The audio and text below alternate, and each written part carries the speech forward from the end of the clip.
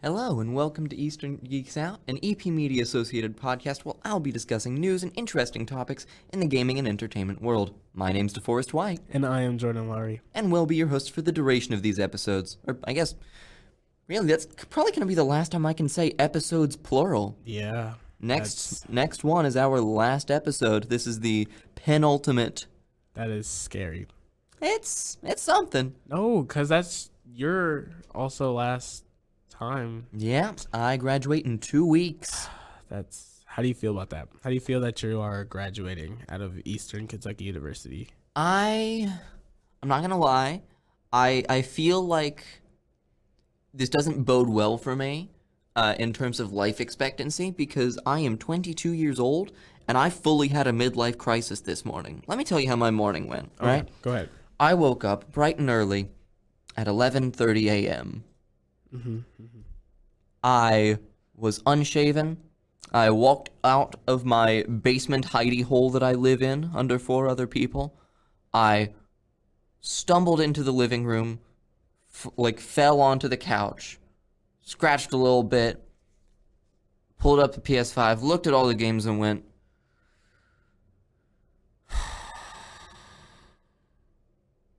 I guess I'll download something. Yesterday I had an interesting interaction. Medela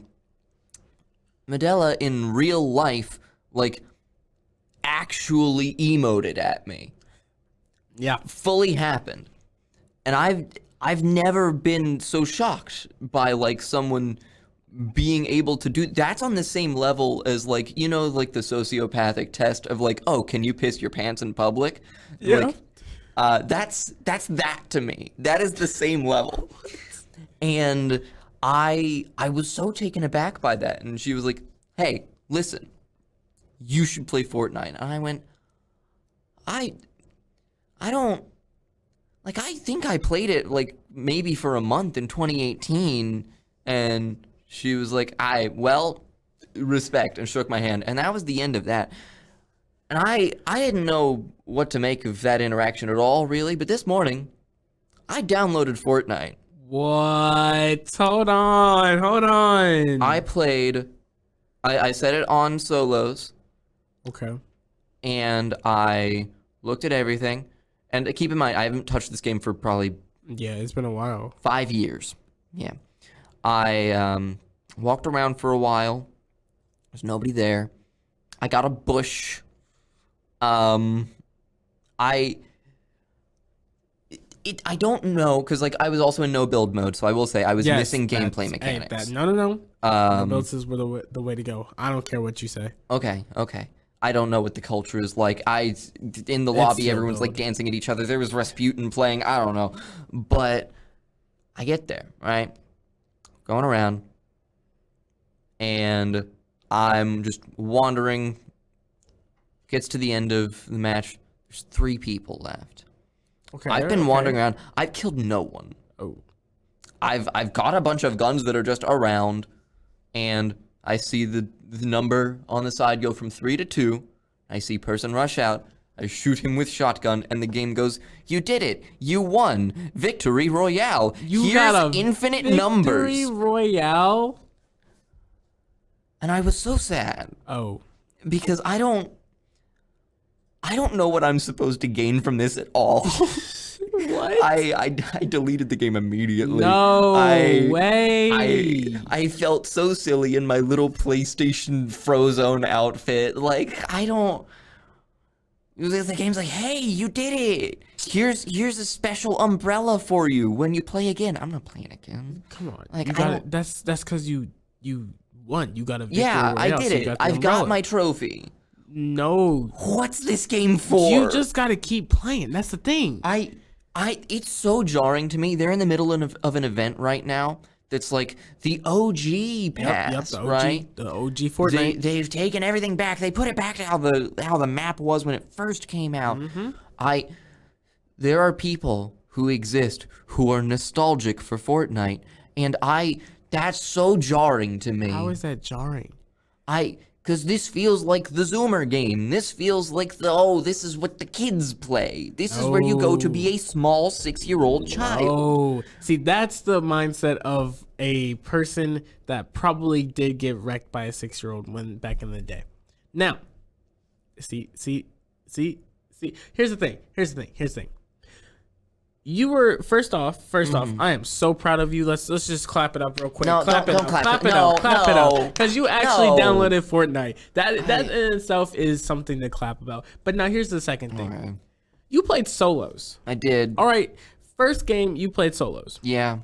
And that was your first game in 5 years. Yep. So what I'm hearing is, one, you were in a bot lobby, obviously. Okay. For two, you didn't really experience the game because whenever I play Fortnite, I don't play Fortnite alone. I You play play with with people. squads. No? Either duos or trios. If I do squads, it's because I'm running with I got a full squad with me. Like we about to take off. Like you know what I'm saying. Right. So you need to hop on, re-download that. I don't want to do that. No, you gotta re-download it. I don't want to do that. You can play with me. You can play with. We'll run some. I don't think you understand how much vitriol I hold for everything this game has in it. It took a really long time for me to figure out how to rid myself of the dance. It was obnoxious. Even just looking at it in the menu, it starts up and it's immediately grating. I had to go through and set all of my emotes to the wall sprays or whatever. Why? That's the best part. No, I hate it. I remember when I got my first emote that I was like, I'm gonna flex on every single person in this lobby. And then it turns out everyone had that. But still, it's, again, what I feel like Fortnite has is just the way that it brings people together.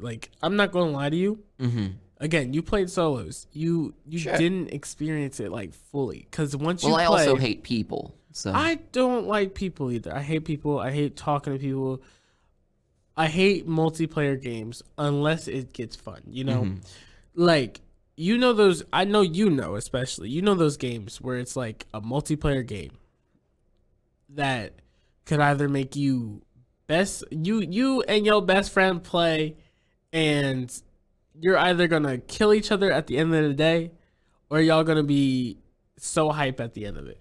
I've never had a game make me want to kill my friends. You have not been playing games. Because I did trios and duos in Apex.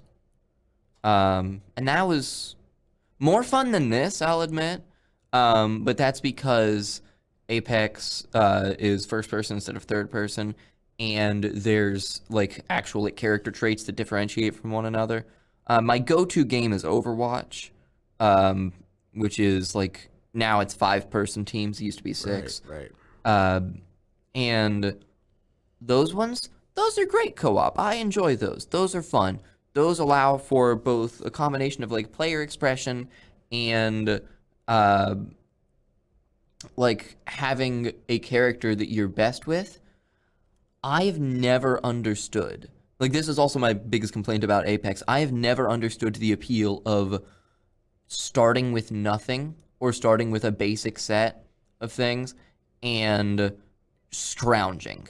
I hate it. Yeah, see, I really don't like that kind of concept either. I never really like to do battle royale games. Mm-hmm. That's why you don't see me playing something like Fortnite. I used to play Apex. You just told me to play Fortnite with you. Here's the thing. I said with me. You will not catch me on a normal basis playing Fortnite. Mm-hmm. I did that once back in season X or whatever the frick it was. Because I again, it was really good to just play with other people. When my buddy tells me, hey, hop on, we better run some Fortnite, I'm like, all right. Because I know it's going to be a good time with them. I'm not saying it's going to be a good gameplay. I'm not saying it's going to be good games. Mm-hmm.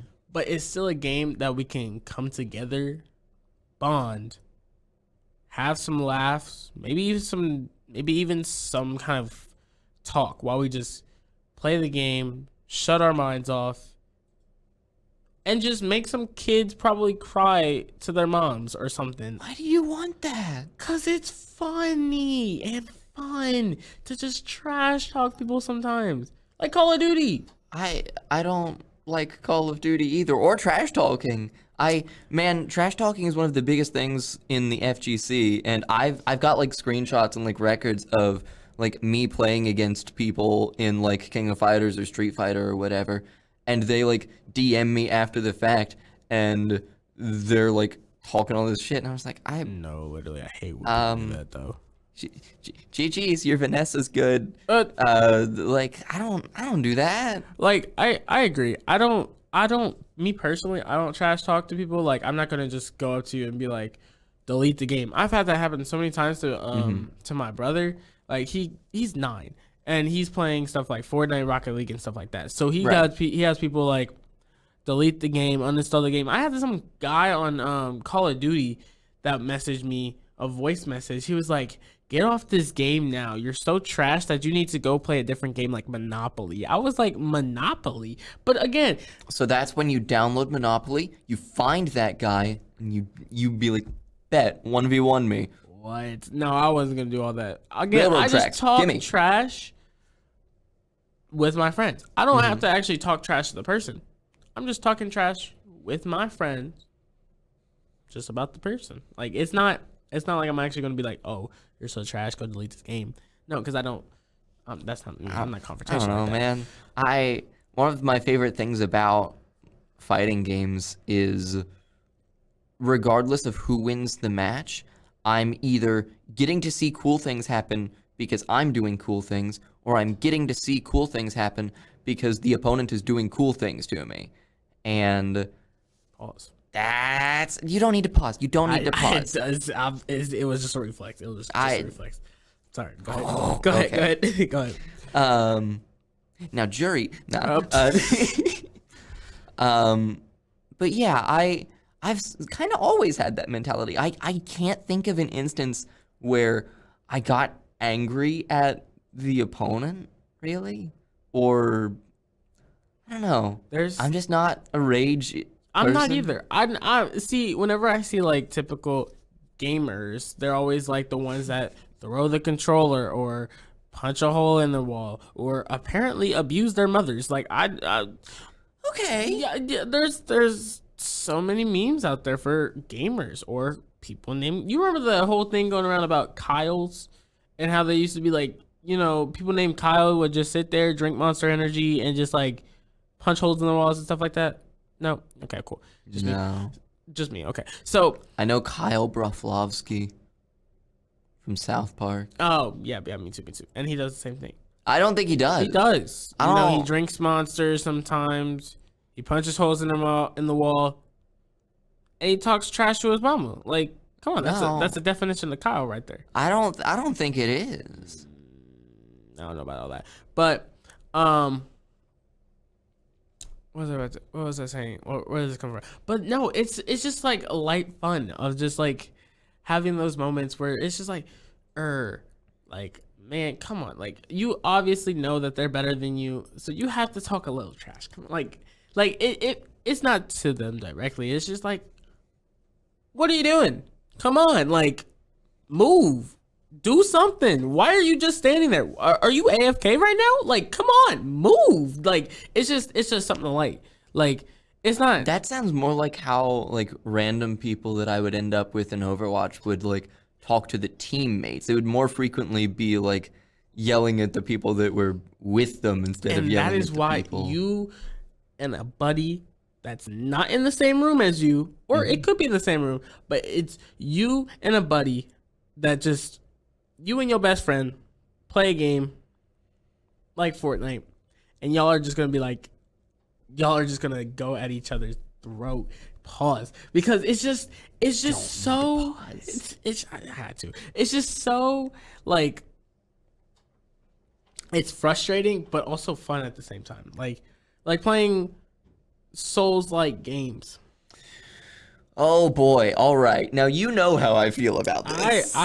You know how I feel about this too. I know how you feel about this. But again, when you are they just do something so stupid that you just are like, "What are you doing?" To the person, they're like, oh, I would just play the game. Like, come on, it's just light fun. You get some snacks, chill out, grind on some like Fortnite or something, get to tier 100 or whatever, and then you set.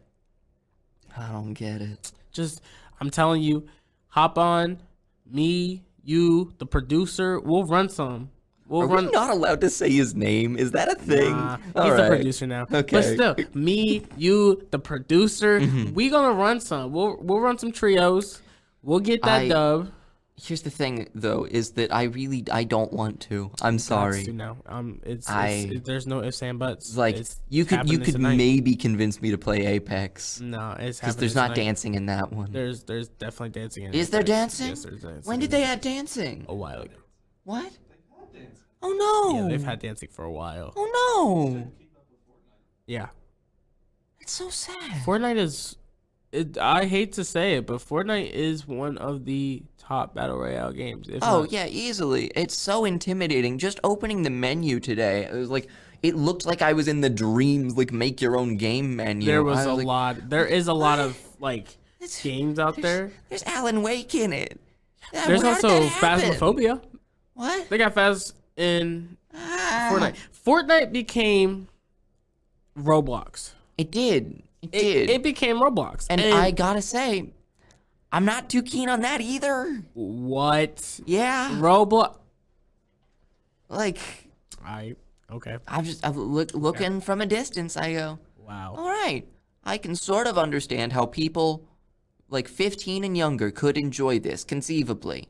And then I look at the demographics and oh boy, they aren't. You forget how me and Medela bonded this semester. I didn't know how you and Medela bonded this semester. We were in the checkout office waiting for people to come check out equipment. Right. But before they did, we were on Get Canceled Tycoon. Oh, and we were going off on people. We were writing so much hate speech on Get Canceled Tycoon. We were going crazy. Not only do I not know what you're talking about because the words that you're saying don't make sense, I don't think you should say that on the podcast. What do you mean? It's nothing bad. I say anyone should play Get Canceled. Bad. It's not like hate speech. It was okay. Let me explain Get Canceled Tycoon for Deforest before I get canceled on this show. Now, so Get Canceled Tycoon is a Roblox game. Okay, you can look this up too on Roblox. It is where you open up an incognito tab. Your primary objective is to get canceled to save your dad. What? Your dad got kidnapped, and so you have to save him. I don't understand. All you do is you make these people write these little hate speech and then post it on Twitter. And it's a tycoon game. So again, it's like the conveyor belt systems where you have to wait a second, wait this many so you get to upgrade points, all just for this to get a million downvotes to save your dad.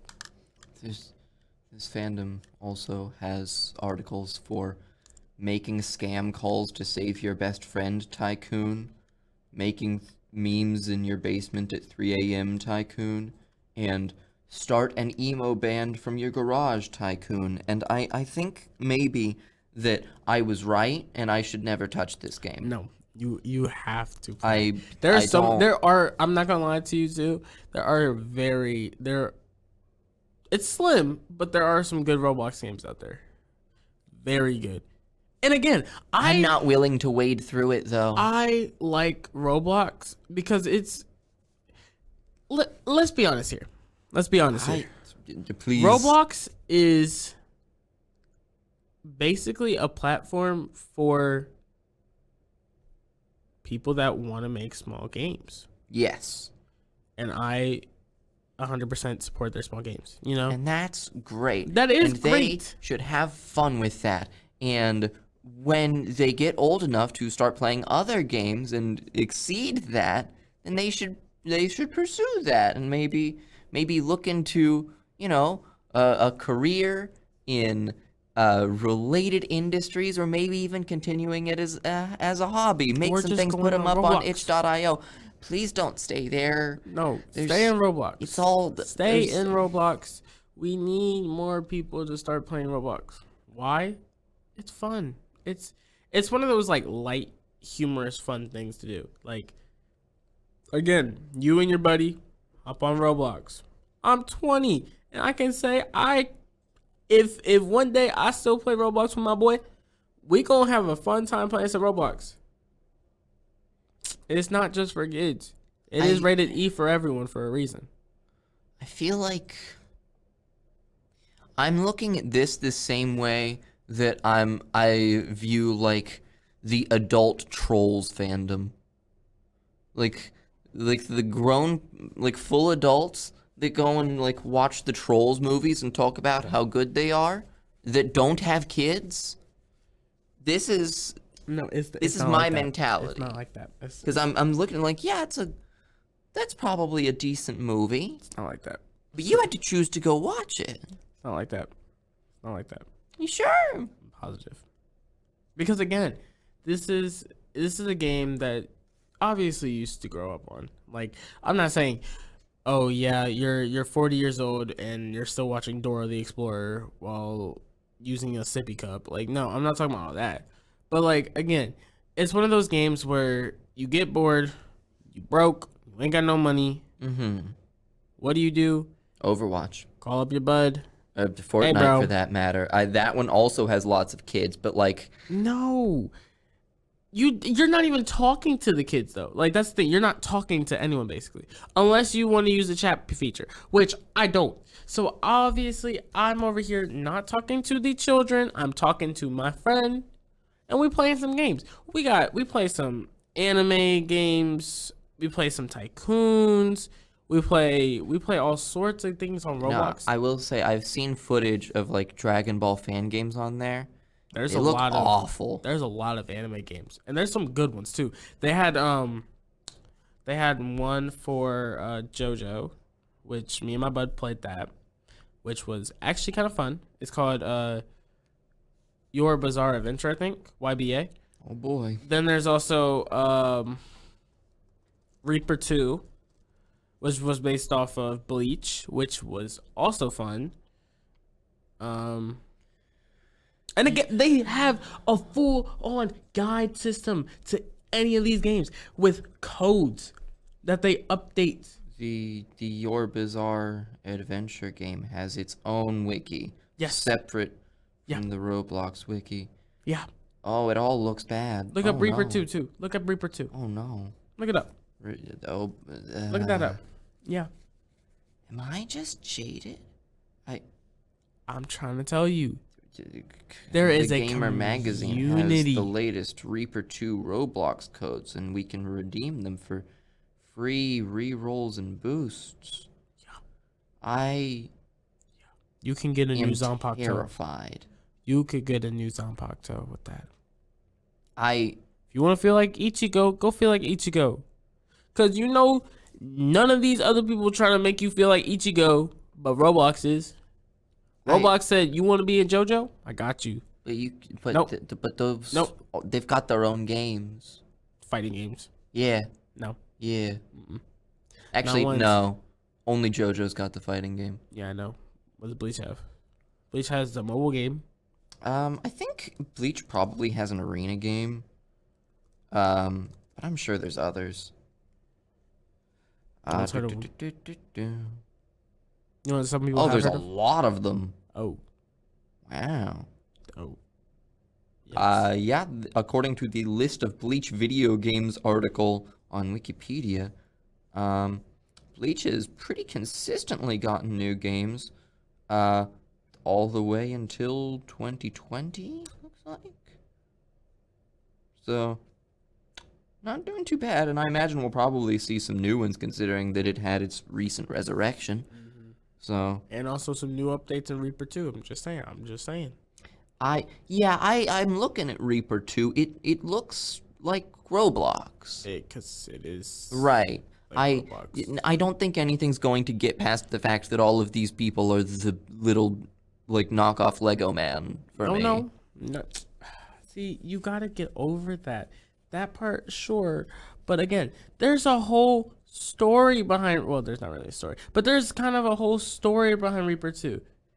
Like there's procedures, there's leveling yourself up. There's so much stuff to satisfy you in like Roblox games that people just need to give Roblox games a shot. I'm not gonna lie. It's If this is your thing and you're having fun, have fun. I'm not saying it's my I will thing, never the touch forest. this. I am not saying it's my thing. I'm just saying if you ever just one day. It sounds like you're saying it's your thing. It's not. I haven't touched Roblox in like. You were just talking about doing it at your job here. No, that was this semester. So the last time I touched it was in like August. Okay. August. That's Nope. but Nope. it's a month and a half ago. That is not a month. In August? It's Yeah. November. We are in November. We are halfway through the month of November. Yes. Uh-huh. Then we had October, right? And September. Oh shit, September is a month. Oh, you right. Wow. And then August. Remember at the beginning when you asked me if I remembered? No. Earth, Wind, and Fire went. Oh my gosh. Okay. I was not anticipating for that bit to go on. I do actually have a list of other things to talk about here. Okay. Go ahead. I'm not gonna play Roblox or probably even Fortnite again. I think you should. Just I had a bad time. I You won. weren't with your friends. I Re-download that. Come play with me and the producer tonight. You know, we were running some duos, you know what I'm saying? This feels like I went to a therapy meeting and I was like, I had a midlife crisis. I started drinking again, and they went, "Oh, bud, alcohol's fun," like, and handed me some. That's probably something I would do. But anywho, yeah, I agree. That's kind of what this is. It's a re-intervention. You're intervening by Yes. providing me the thing I Yep. hate. Okay, cool. Neat. All right. Nintendo had an indie direct yesterday. Oh, interesting. They showed a bunch of games that are coming to the Switch. I got a couple of them. I'm really excited for. Is Fortnite on the list? Huh? Is Fortnite on the list? I need you to tell me right now if you think Fortnite is an indie game. No. Okay, all right. Just saying. No. You could put Fortnite on the list. Just. Okay, go ahead. Oh, ahead. we have spent enough time on that. All right. Okay. So there's a couple of them. I've got 4 here that were of particular note to me. One of them was a detective game called On Your Tail, where you're a detective and you've got like a limited amount of time on an island, and you can choose whether to spend that time to like actively pursue the case that you're working on, which is like a serial, I think, murder case, or fucking around on the island and going fishing and playing little mini games and completely ignoring the murder case. Interesting. I thought that looked fun. Backpack Hero. This one actually already came out. I know it's on itch.io right now, but it is being released for Switch. This one is sort of similar to the item management aspect of like a Resident Evil, where you've got the things in your inventory take up different slots, and you can like upgrade your inventory to hold more. But the combat of the game uses that as its main mechanic. So you can fit a certain number of moves in your backpack, and then taking them out or putting them in executes those moves in turn-based combat, which I think is very fun. Wow. So it's a little inventory management RPG. It's very neat. A Highland Song is a 2D, I guess the term would be strand-like platformer, where you are a girl exploring the mountains of Scotland, and it's all narrated, and it has like a bunch of different characters you can meet, sort of like Celeste, where you can run into them but you don't have to. And it's got branching pathways, so the story changes based on like which route through the mountains you take, which is kind of rare to see for a 2D game like that. So I think that's pretty neat.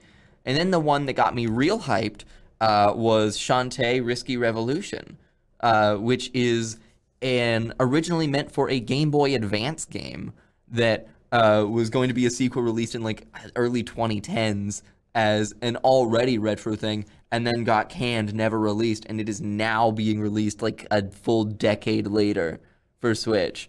And I'm a big Shantae fan, so like, yeah. I'm not gonna lie, never played Shantae, obviously, and You don't gotta say obviously. obviously.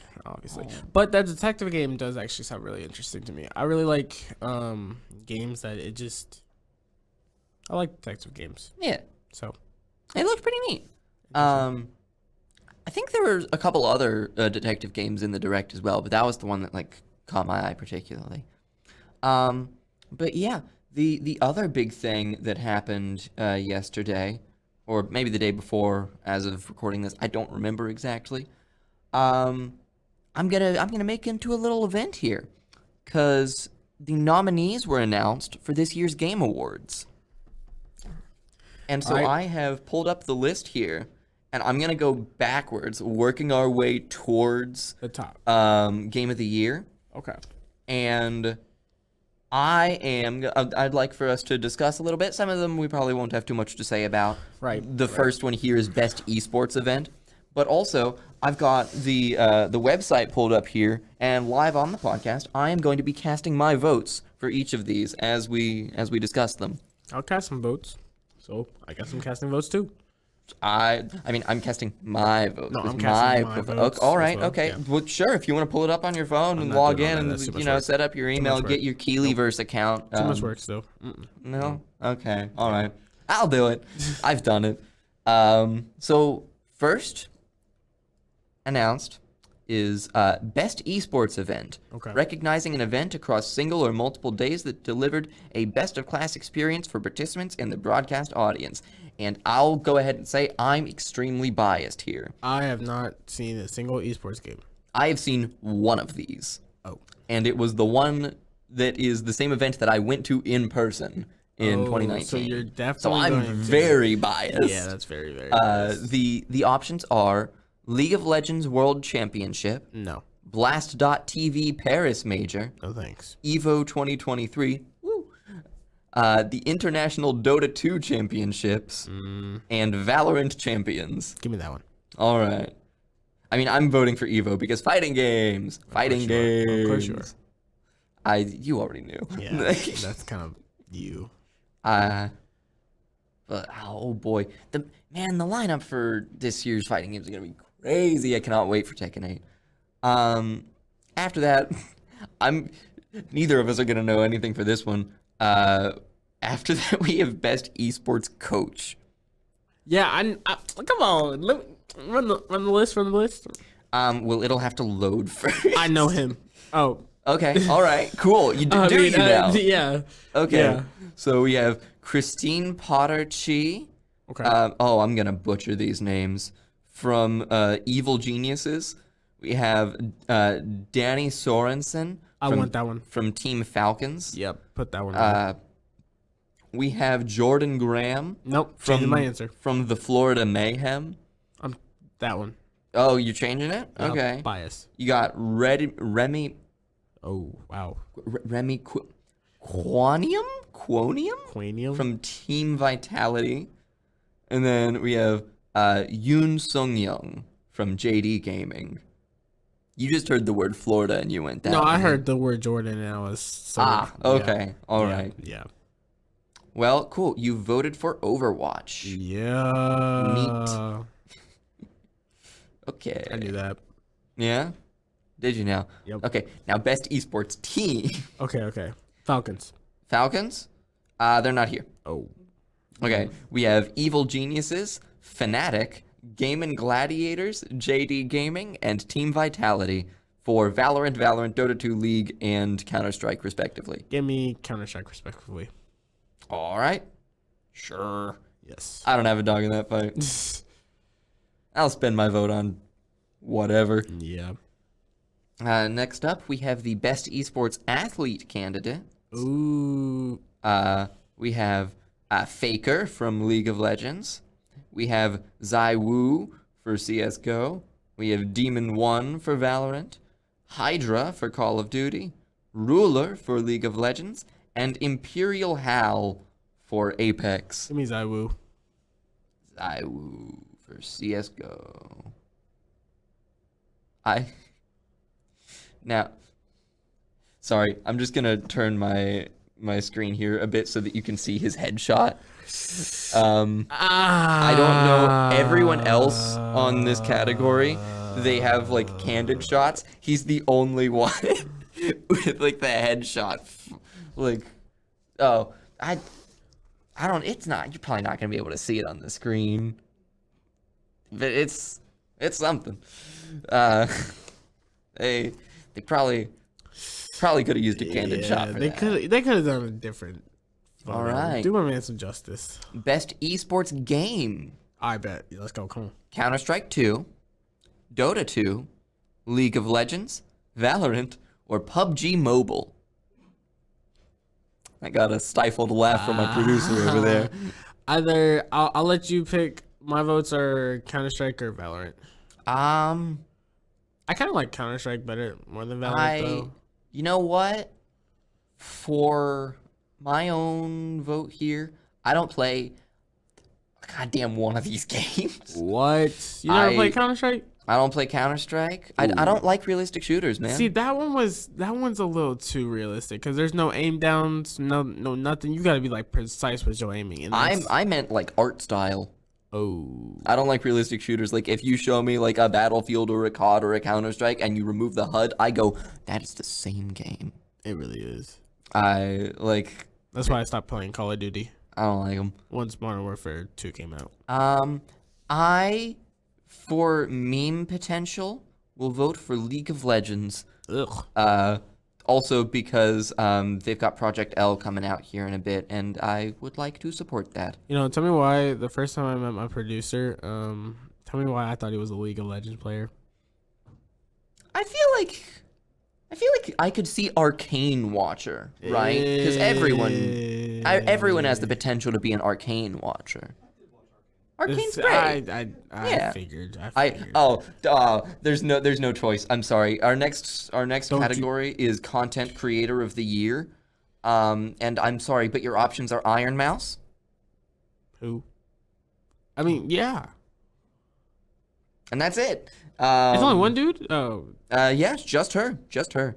Yeah.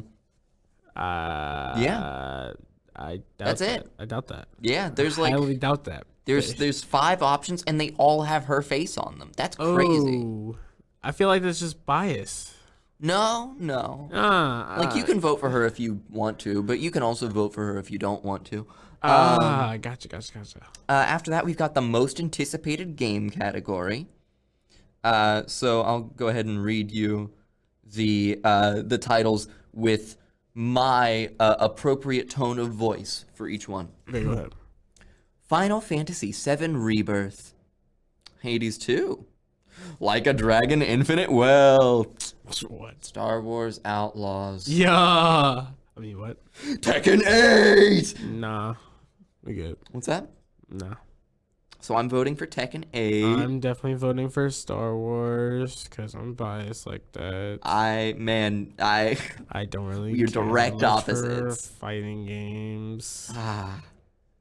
Like a Dragon Infinite Wealth, Hades 2, Final FF7 Rebirth. Like Hades 2. Star Wars Outlaws is the only one on this list that I know for a fact I won't play. I won't play it either, but still, I will definitely. Like I will play all 4 of the other ones. I know for a fact. I won't. I will play the Final Fantasy VII Rebirth. I will play Hades 2, and I will play Like a Dragon because I'm a big Yakuza fan anyway.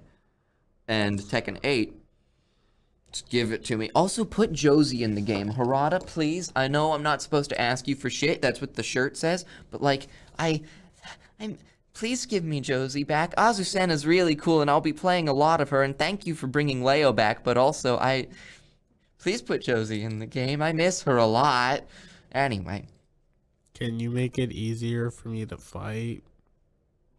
That's all I ask. I have good news. Assist mode. That sounds lame. I don't want no assist What do mode. you want? I want to be able to fight people like I can, like they do. They're able to fight me. Assist mode. No. What do you want? Not assist mode. Do you want it to be called something else? Maybe what you got in mind? Shortcut. No. Fight for you. Absolutely. Oh, that one does Not. it? Oh, okay. No. All right. Hyper mode. Maybe. Street Fighter 2: The New Challengers. I like that. All right. Okay. After that, we have the best adaptation category. So our options here are Castlevania Nocturne, which just came out. Looks gorgeous. I will confess I have not seen it yet. I'm caught up with Castlevania before this, but they put my boy Richter in there, so like it gonna be good. We have the Gran Turismo movie. I've heard some different opinions on that one. Okay. We have HBO's The Last of Us, which I heard excellent things I've about. heard a lot of excellent things about that one. Yep.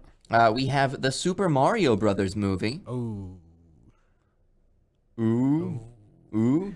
That one. Oh, that's hard. Okay, keep going. And then PlayStation's Twisted Metal. Watch it now on Peacock. That's. Oh, I keep seeing stuff. I want to watch Twisted Metal. I didn't know that. Really? I've been wanting to watch that. Yeah. Wow. Nope.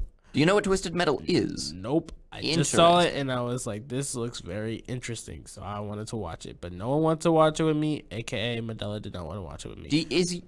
For you to watch things, do you require that other people watch them with you? A little bit. Like, it's kind of boring if I just watch it by myself and then I can't talk about it to no one because they haven't seen it.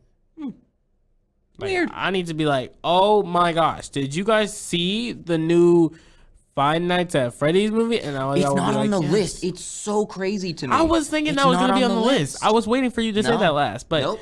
that's a hard one, though, because It did just come out. part of me wants to go for Super Mario movie. But then also, That's where I'm voting.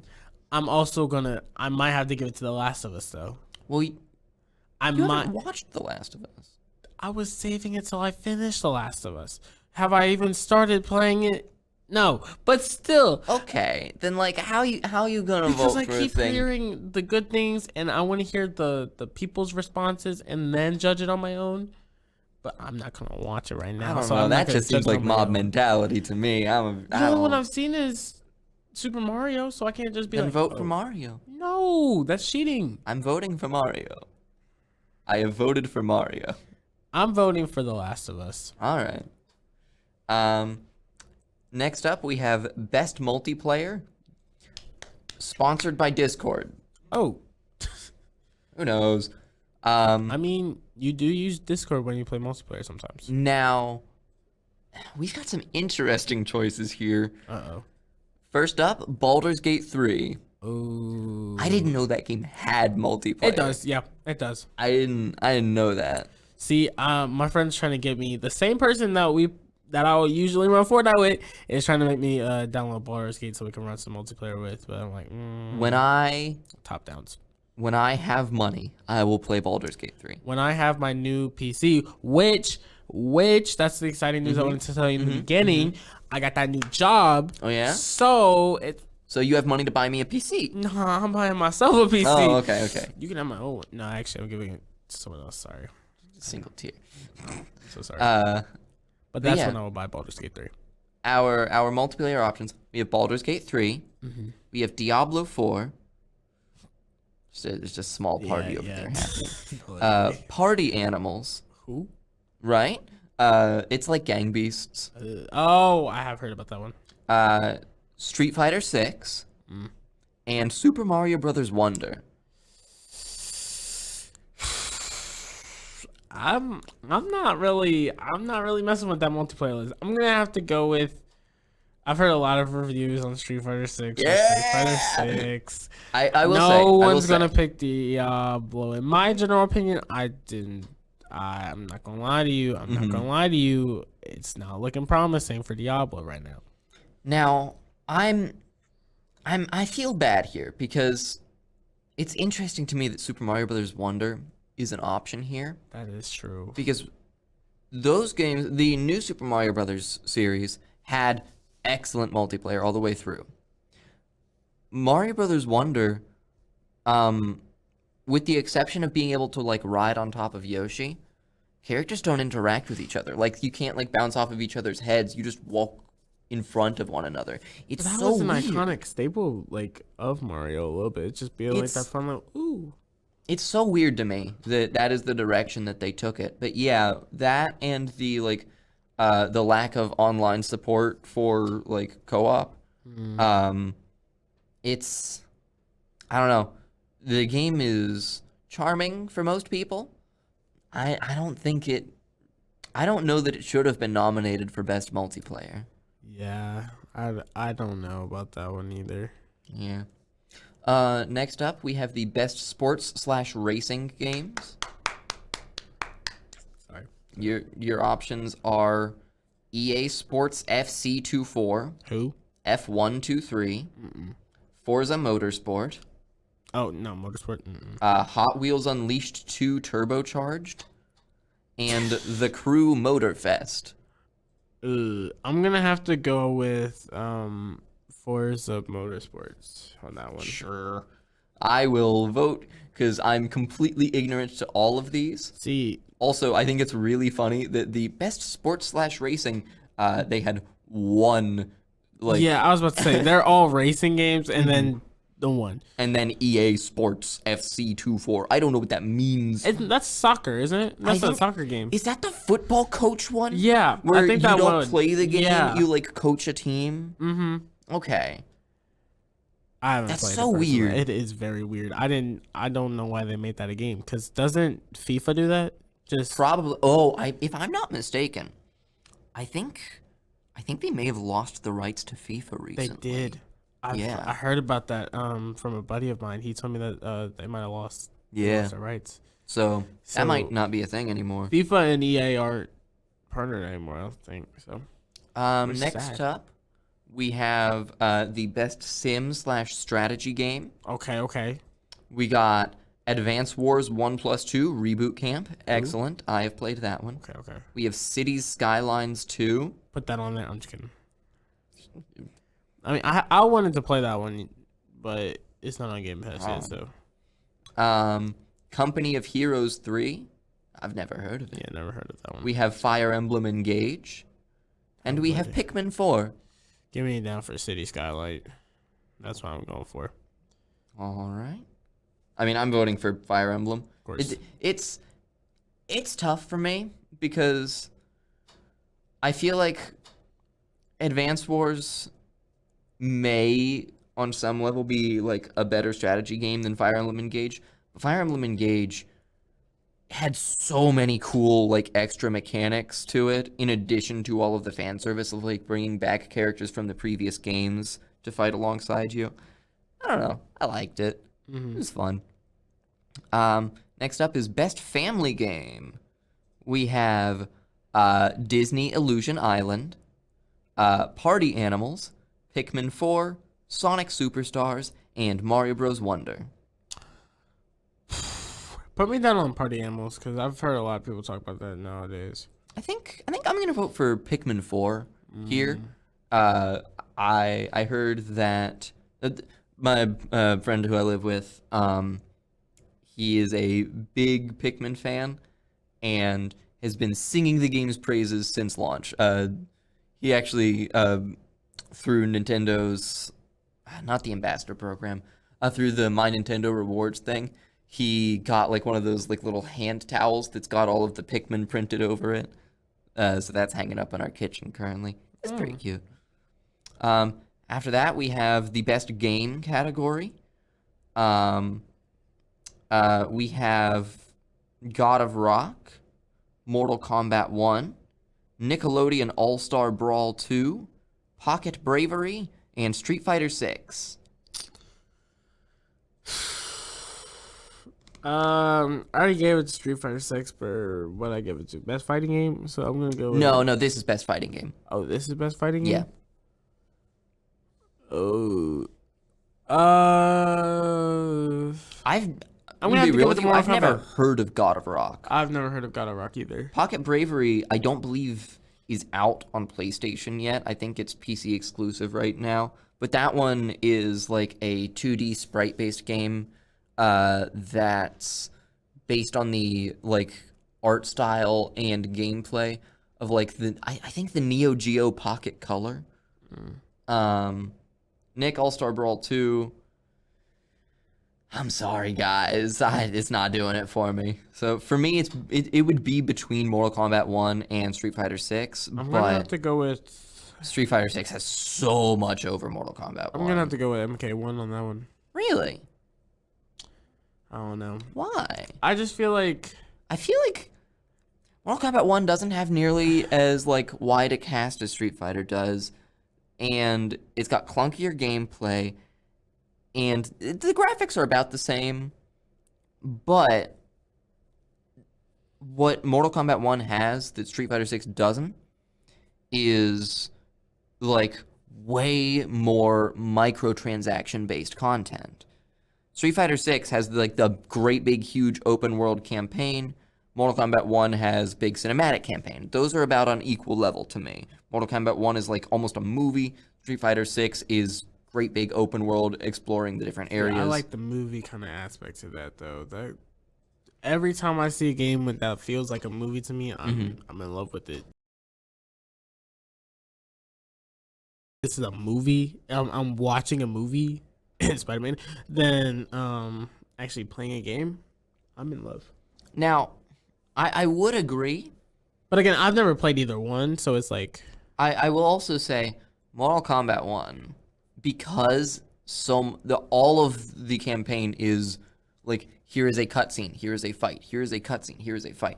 I would argue that you would get close to the same experience playing through that campaign as you would watching someone else play through the campaign on like YouTube or whatever.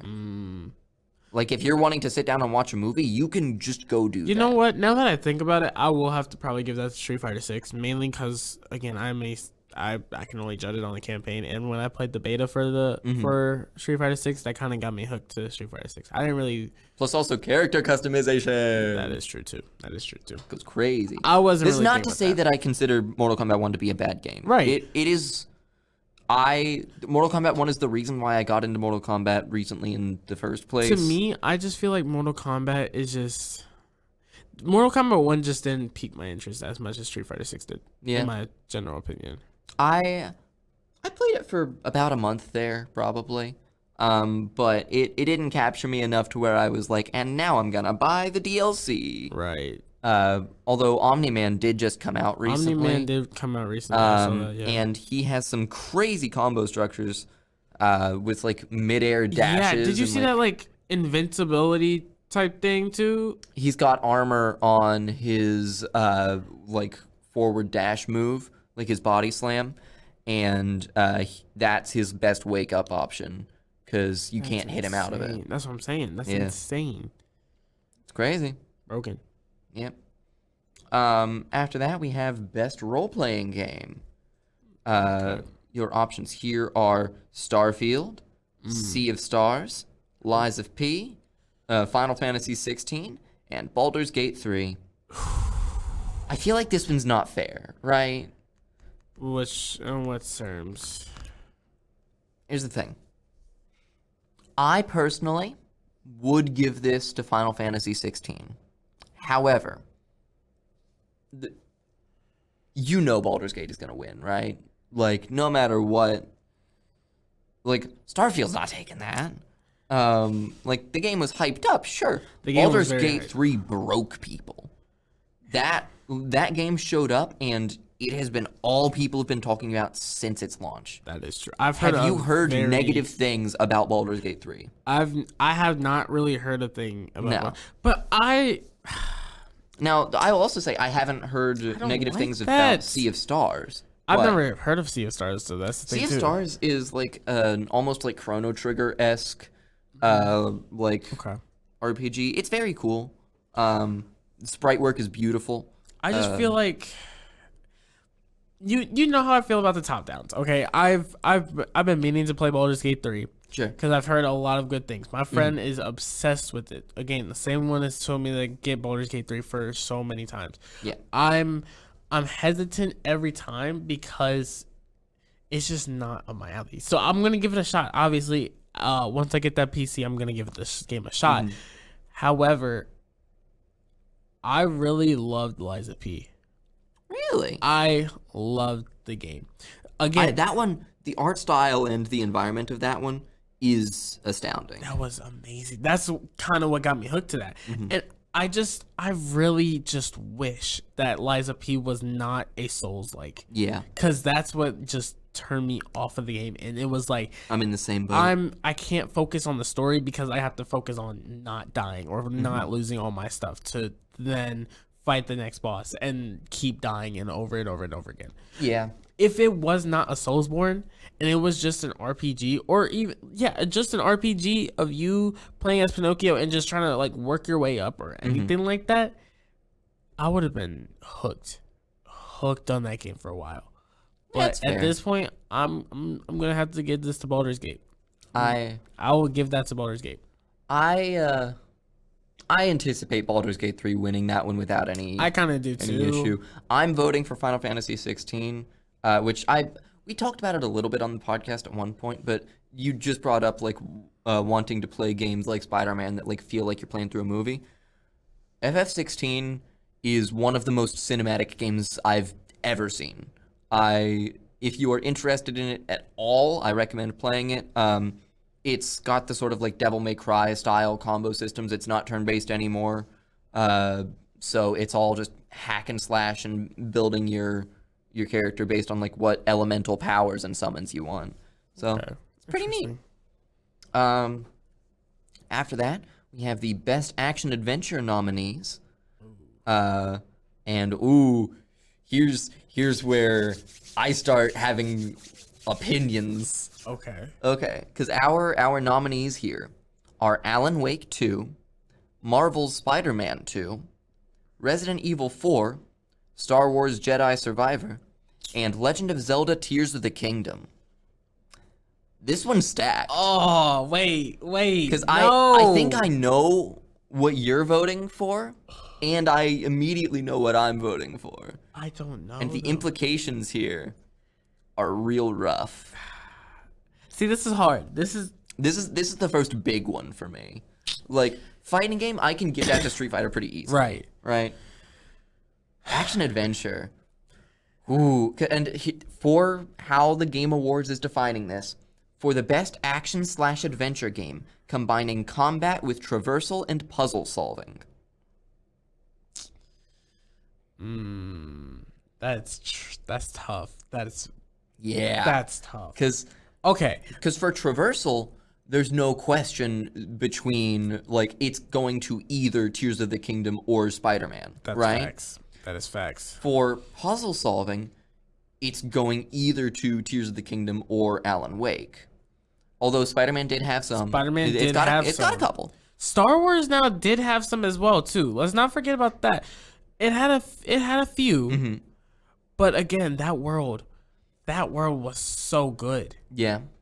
It just felt like every twist and turn you could just honestly, I feel like the worlds for all of these games are excellent. The one exception maybe is for the Resident Evil 4 remake, and that one is because it's not so much a world. It's like a long sort of semi-linear map that you go through, and that's not the fault of the game at all. That is like what it is. That is not a bad thing. But we're comparing RE4 to like 4 open world games. That is crazy. I don't see because I don't require the game be open world. Right? I don't either. Tears of the Kingdom was hype. I personally did not play it. Out of all of these games, that is the one that got the most hype behind it, even over Spider-Man 2. But that's the thing, though. I also remember very vividly just my playthrough of Spider-Man. Right. and how I love that game. Now, do I think it's Game of the Year worthy? Well, we're not there yet. I know, but I'm talking about for this category. I don't know. I'm honest. Like, it just pains me to say that because there's Spider-Man 2 is really good, Spider-Man man. 2 is really good. I just don't know if it would live up to the expectations of this category. I think it would, but I'll go ahead and tell you, for me, this is a tough category, but it's actually not between Spider-Man 2 and Tears of the Kingdom for me. Is it between like what, Tears of the Kingdom and Alan Wake? It's between Alan Wake and Spider-Man. Whoa. Yeah. And that's... I really thought you were gonna go Tears of the Kingdom. I love Tears of the Kingdom. Wow. So good. Oh my god. There is nothing that I can say right now to explain how amazing Alan Wake 2 is. Holy crap. I have never played a game like this in my life. I'm trying to think if I haven't played it, obviously, and No. it's just, oh man. And like, I'm including Alan Wake 1 and Control in that. Neither of them are like Alan Wake 2. This game is incredible in ways that I would never have anticipated a game being. Like, playing Alan Wake 2 feels like having a third eye open. And then the eye pulls out a gun. Alan Wake, But there's also no way that I can explain it without spoiling a shit ton of things. That's what Like, I've played Control for a little bit, and I loved Control. I just never could get into it. same world, extremely different play style. I just really feel like Alan Wake 2 would win this in the case of Spider-Man. I hate to say that. I'll But go ahead I and really say, like the world of Spider-Man though, and the traversal behind it. Oh, it feels so good. Is with the wingsuit and everything. The wingsuit and just the way the controller feels too. I turned down the web assist in the options down to like 50% or so. Maybe actually I think 30%, so that you swing like on the edges of buildings and you're no longer like always going in a straight line when you're swinging automatically. That's nice. And it makes it feel like you're like getting ricocheted and like slingshotting around. It's so good. Oh my god, that's tough. That really is tough. Yeah. I'm But gonna say Spider-Man. It's so close for me. I'm giving it to Alan Wake 2. However, I think either Spider-Man or Tears of the Kingdom is going to win. I think Alan Wake being in this category is unfair to Alan Wake. Because, and this is something that Nick noted as well, the Game Awards does not have a horror category. There Really? isn't one. No. So Alan Wake 2 is here, but RE4 and Alan Wake could both just as well fit in a horror game category, where I think RE4 would have a much better shot of, like doing numbers. But Alan Wake deserves to win. Tears of the Kingdom deserves to win. Spider-Man 2 deserves to win. I am only giving this to Alan Wake over Spider-Man because of the puzzle solving and the exploration. Spider-Man 2, it is the same map as the previous games. I was about to say, Spider-Man 2 does not have that much exploration involved in that because it's just so. I'm not gonna lie. It's just Alan so Wake small. 2 has two separate simultaneous campaigns. I figured. I really And did. it's separated between playing as Alan and playing as Saga. And each of them have different ways that they can interact with the world. Alan can write in his book to change the way that the world physically is around him to fit whatever story he's written.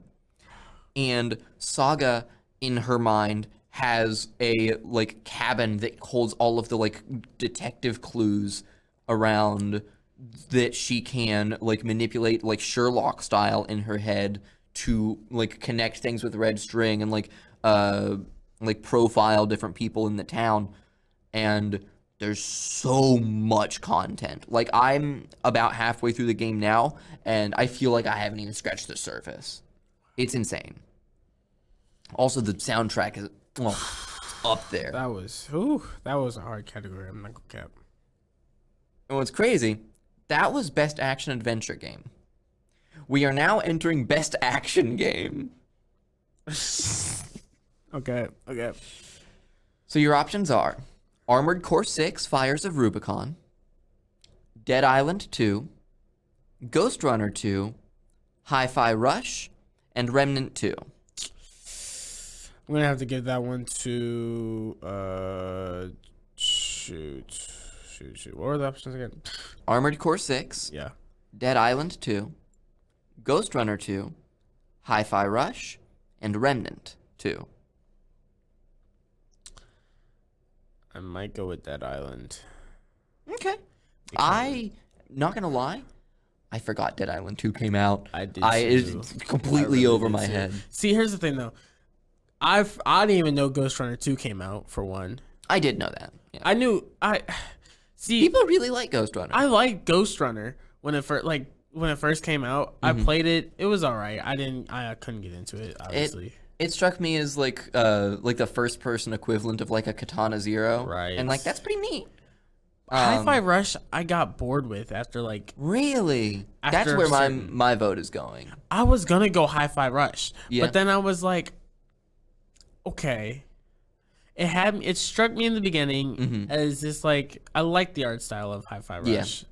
I like the concept of Hi-Fi Rush because again I talked about this. I don't know if this was last semester or this semester, but I loved rhythm games. I love them, and Hi-Fi Rush brought that back to me. Yeah. And it was really good. It was a rhythm game combined with a beat 'em up. I just don't feel like it was for it was No, didn't click. No, it just didn't click for me. I personally am giving it to Hi-Fi Rush because of the unique style and art direction. That action was pretty good though. I do not doubt that choice. Yeah.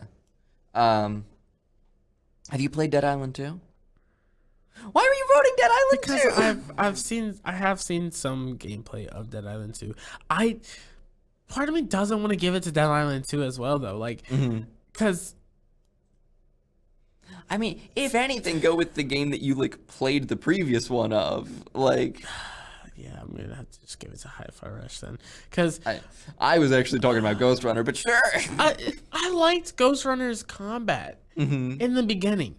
And then I was like, "Oh, wait, it's still going?" Like I was probably like an hour in. I was like, "Oh, it's still going. Oh, I got a new move. Oh, I have to incorporate this new move into this, and I'm already struggling with the. Oh no, get me out of this." So I quit doing that, and then I don't know. It was just I do actually like Ghost Runner's combat, but Hi-Fi Rush. Actually, no, I'm gonna give it to Ghost Runner too. Okay. Because of Ghost Runner, because that game did bring like some kind of like it felt Doom-esque with a katana, obviously. So Sure. I'm going with Ghost Runner 2. All right. Our next category is best VR/AR game, Okay. and I'll go ahead and say right now Iron Man. it's not on here. Of course.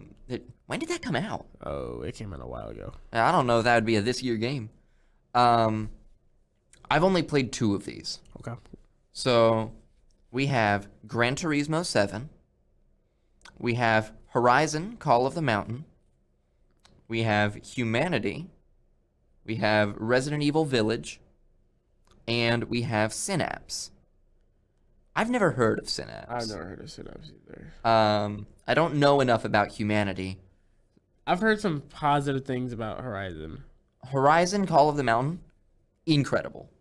And I'm leaning because it's between RE8 and Horizon for me on this one, but I'm leaning towards Horizon specifically because Resident Evil Village, that is a game that wasn't necessarily meant for VR. Like, you can play through that game normally, and you don't need a headset for it, right? Horizon Call of the Mountain is a whole, like, it's canon, but, like, it's a whole new game. It's not just playing through one of the other games in VR. And this is coming from someone who, like, Resident Evil 7's VR mode is my single, like, favorite VR experience I've ever had. Game's terrifying. But my vote here goes to Call of the Mountain because it's so unique and it adds so much to that world.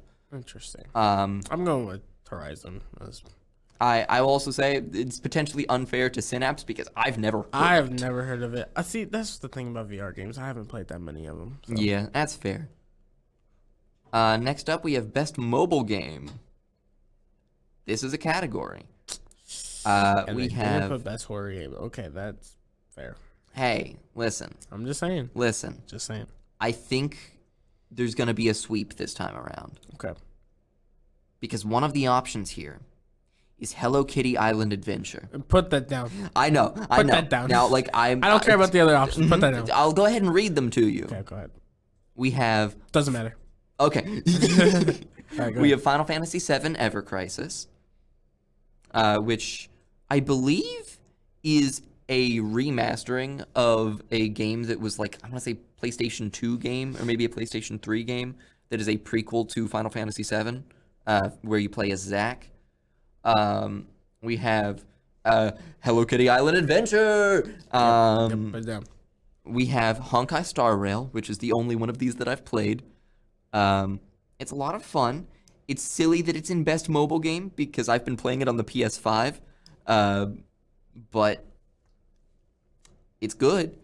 We have Monster Hunter Now, which I didn't know existed.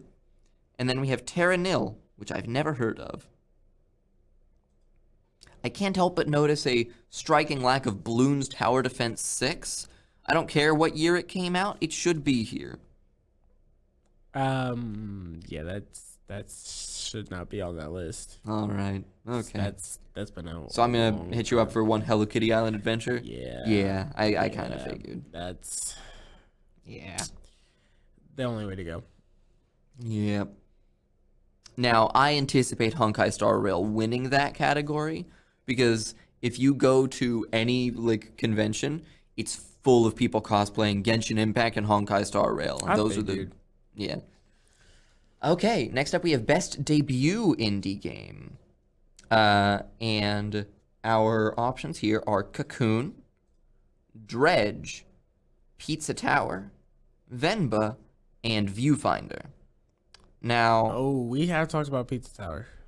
We've talked about Pizza Tower. I know all of these except for Venba. Cocoon is a really interesting game that's like...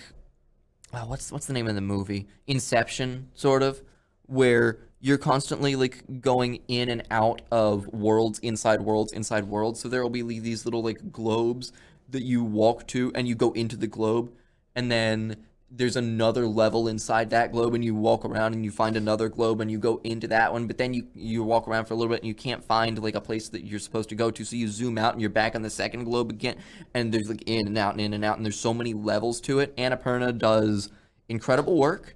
This game is extremely impressive. The whole thing is seamless, and I've not played it. My friend that I live with has, and he has sung its praises. I don't know enough about it to feel confident enough to vote for it. Fair. Dredge is sort of a Lovecraftian-esque fishing game where you explore just a gloomy world on your little fishing boat, and you fish for stuff, and you come into town, and you like have a sanity meter, and there's boss fights and fishing. Interesting. Pizza Tower is Pizza Tower. You know Pizza Tower. Yes. I'm gonna put Pizza Tower down. I'm voting for Pizza Tower. Although the other one, Viewfinder, I have not played yet. I really want to. Viewfinder is a game. Did you ever play Superliminal, or do you know what Superliminal is? Yes. Okay.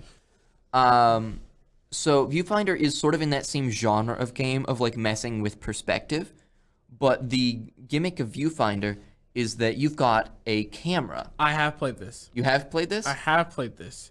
I played it for like 2 minutes. 2 minutes? Yes. Wait. There's no way this is on Game Pass already. How did you play it? Wait. Keep explaining it to me, because it wasn't it like you take the picture and then you basically like put it in a new spot or something like that?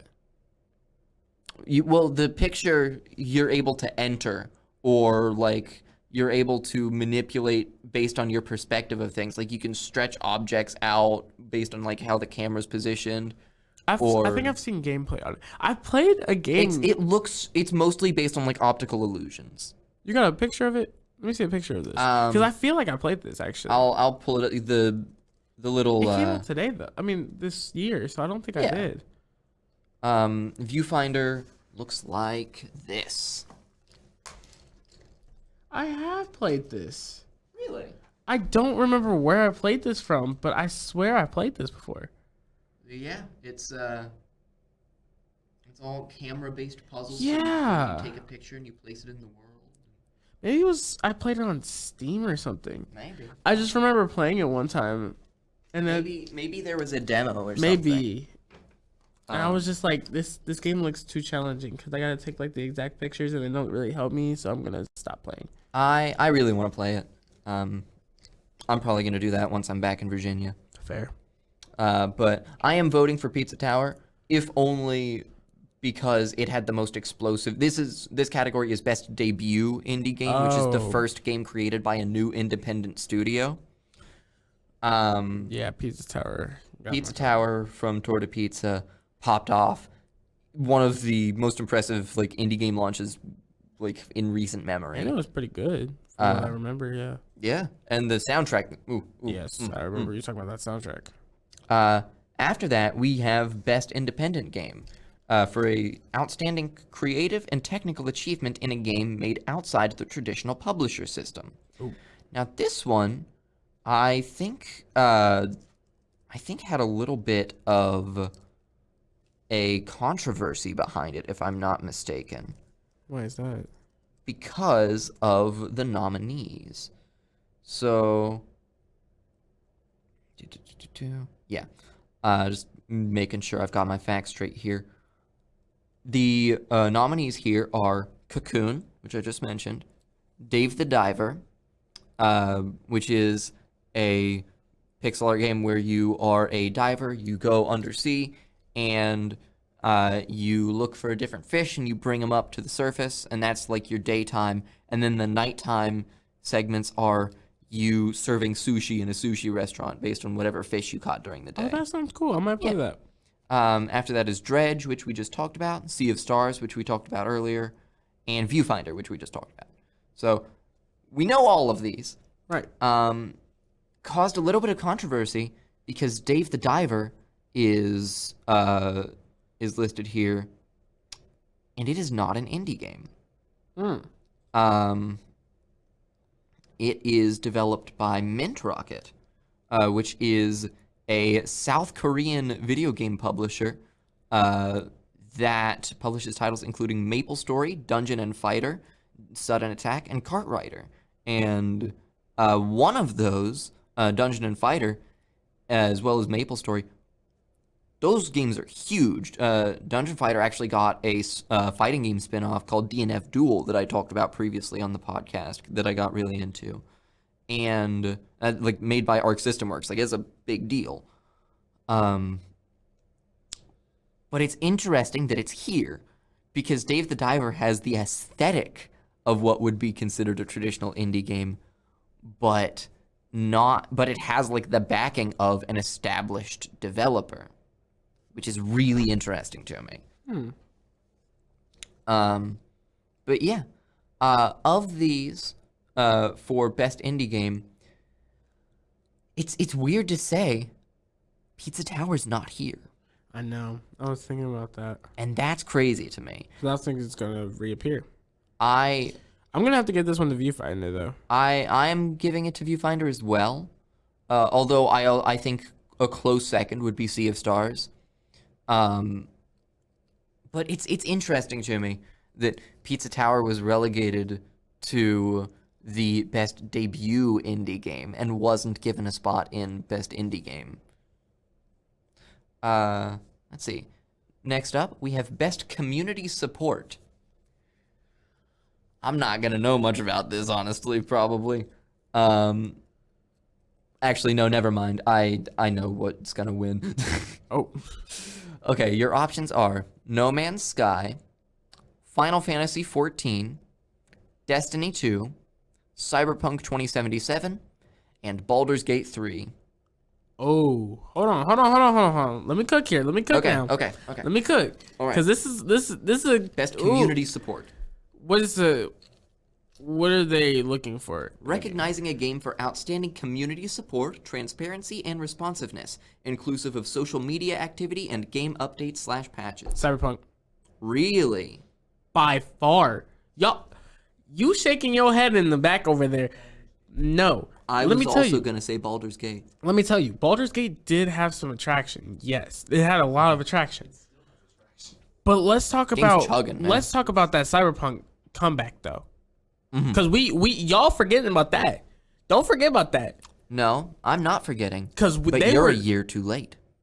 But that's The year of hey, community support for Cyberpunk 2077 But was also 2022. But Phantom Liberty's came out. Mm-hmm.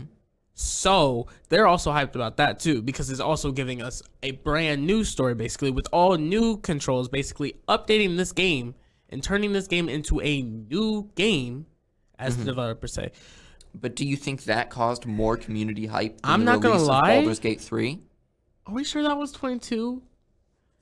That 2077? yeah. Let me... I mean that all that hype was coming out, cause No. For the, like, Cyberpunk 2077, like, people getting back into it, the reason that happened was because of the attraction from the release of Cyberpunk Edge Runners. yeah, the anime. So Cyberpunk Edge Runners came out in 2022. Okay, then I will give that to Baldur's Gate. Actually, I'm still gonna say Cyberpunk. I'm still Really? gonna say Cyberpunk because I haven't played Phantom Liberty yet. Okay. However, I feel like that is basically Cyberpunk's like redeeming quality. Like again, I have a counterpoint here, okay, which is that this is the community support like category, and we're looking for something that causes a lot of community hype.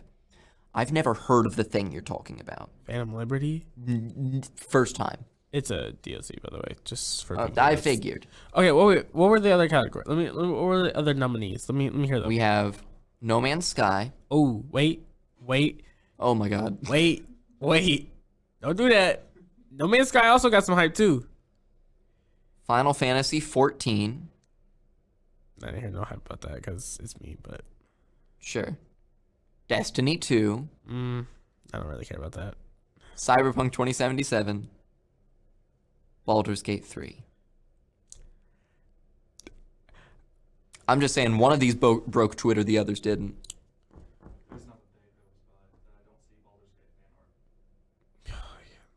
Fine, y'all can put Baldur's Gate down, but I know you're giving it to I'm Cyberpunk. just saying I'm either giving it to Cyberpunk or No Man's Sky. But I'm gonna give it to Cyberpunk over No Man's Sky. So yes, Cyberpunk. Okay. Next up, we have the best ongoing game, awarded to a game for outstanding development of ongoing content that evolves the player experience over time. Oh boy. We have say Apex Legends. Okay. We have Cyberpunk. Okay. We have Final Fantasy XIV. Okay. We have Fortnite. And we have Genshin Impact. Which I will now vote for. What? Yep, there he goes. No way. Yep. You're actually voting Genshin? I sure am. Expanding the map 5 times over for a free-to-play game? You kidding me? Fortnite did it more. No, they didn't. Yes, went they back to did. the first No, map. because not remember them going basically every new season is a new map change? What happened to the other maps? What do you mean? Right, so when a new season starts... It's gone. Right, yeah. What about it? It's gone. Yeah. You have one map to play on So? for that whole season. So they're still changing it. What I'm saying is the Genshin Impact map, all of that's still there. Screw that. It got bigger. Okay. More was added on. And? More biomes. More character types. So? More animations. Can you emote? No. Yes.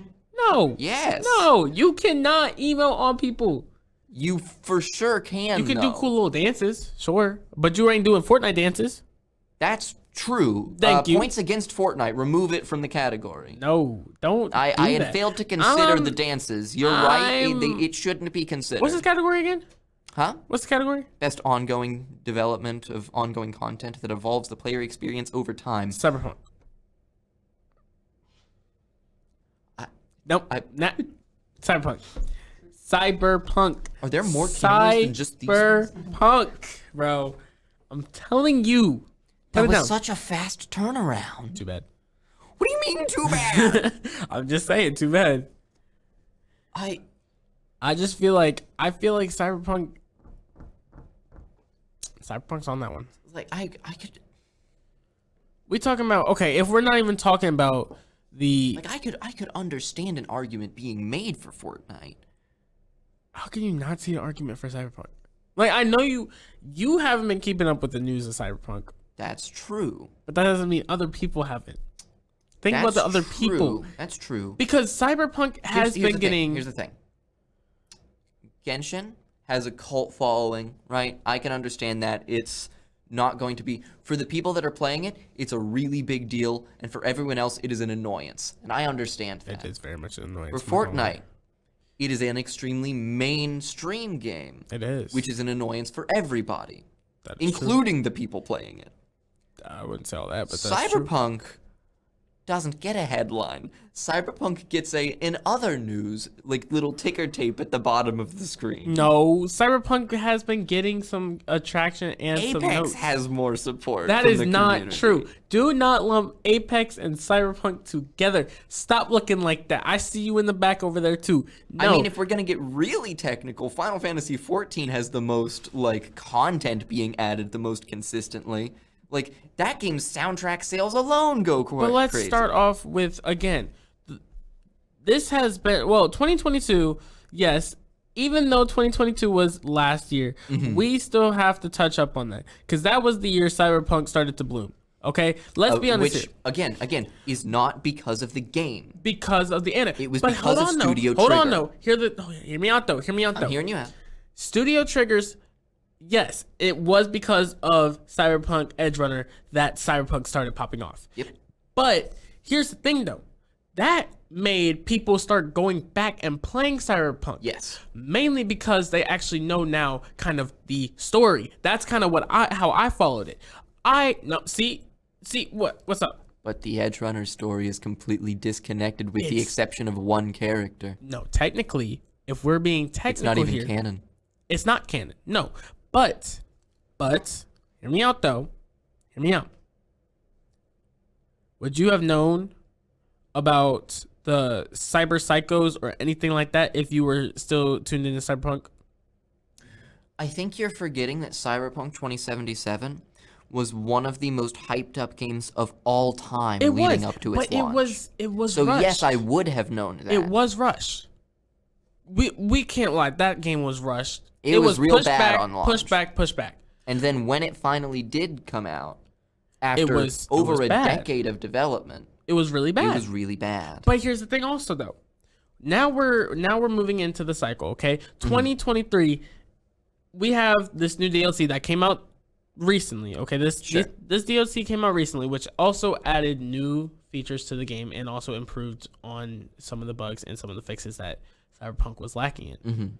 Now, because people started going back to this game, obviously Cyberpunk's like, all right, we gotta do better, and they have been. They've been updating the game regularly. Sure. They've been fixing all these bugs, and now this It's a game vast improvement. has went from trash to actually semi-good. Now we also got this DLC, which adds way more content, way new content too. Right. And I think some other things that I'm forgetting about, but I don't really remember. Do you think that the release of a DLC Yes. in what is otherwise a large campaign-based game can be considered a better ongoing game than all of the other ones, which are service model games You want me to be with honest? consistent developer support, because that is all that game does. You want me to be honest? Yes. I need you to explain that to me. I Because if you're Well, like, here's let the me- expansion to chess. I cannot do it justice. I personally cannot do it justice. My words aren't gonna do Jack Black crap. So if I find some articles and stuff after the showing, obviously I'm not gonna be able to do it. But Sure. I will show you how it kind of improved and how it did later. Because I'm not doubting that the game improved. the right? game definitely improved. What I'm doubting is that this category being Could it be on outstanding development of ongoing content that evolves the player experience over time, you're talking about a release of DLC that is going to be a great big chunk of gameplay added to the game. Can that be considered ongoing when the other games are Apex Legends and Fortnite, which have season-based content, when you have Final Fantasy XIV and Genshin, which are entirely online games with consistent developer support and constant updates and rewards for logging in and everything? Can you claim that putting more stuff for the player to do in a game all at once is an argument for ongoing content? Because to me, that sounds like a DLC. It does kind of sound like a DLC, yes. However, I'll get back to that. I will get back to that, because me personally, I feel like yes, this could possibly. I think it could still be an ongoing game. It's obviously still ongoing. Yeah, I mean, they did put it in the They put it in the category, ongoing category. so they, to some extent, agree with you. There we go.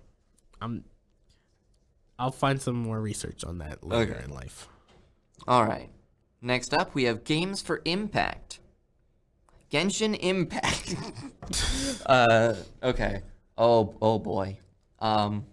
This is the part where we feel like bad people. Oh, For a thought-provoking game with a pro-social meaning or message, your options are A Space for the Unbound, Chants of Sennaar, Goodbye Volcano High, Tchia, Terra Nil, and Venba.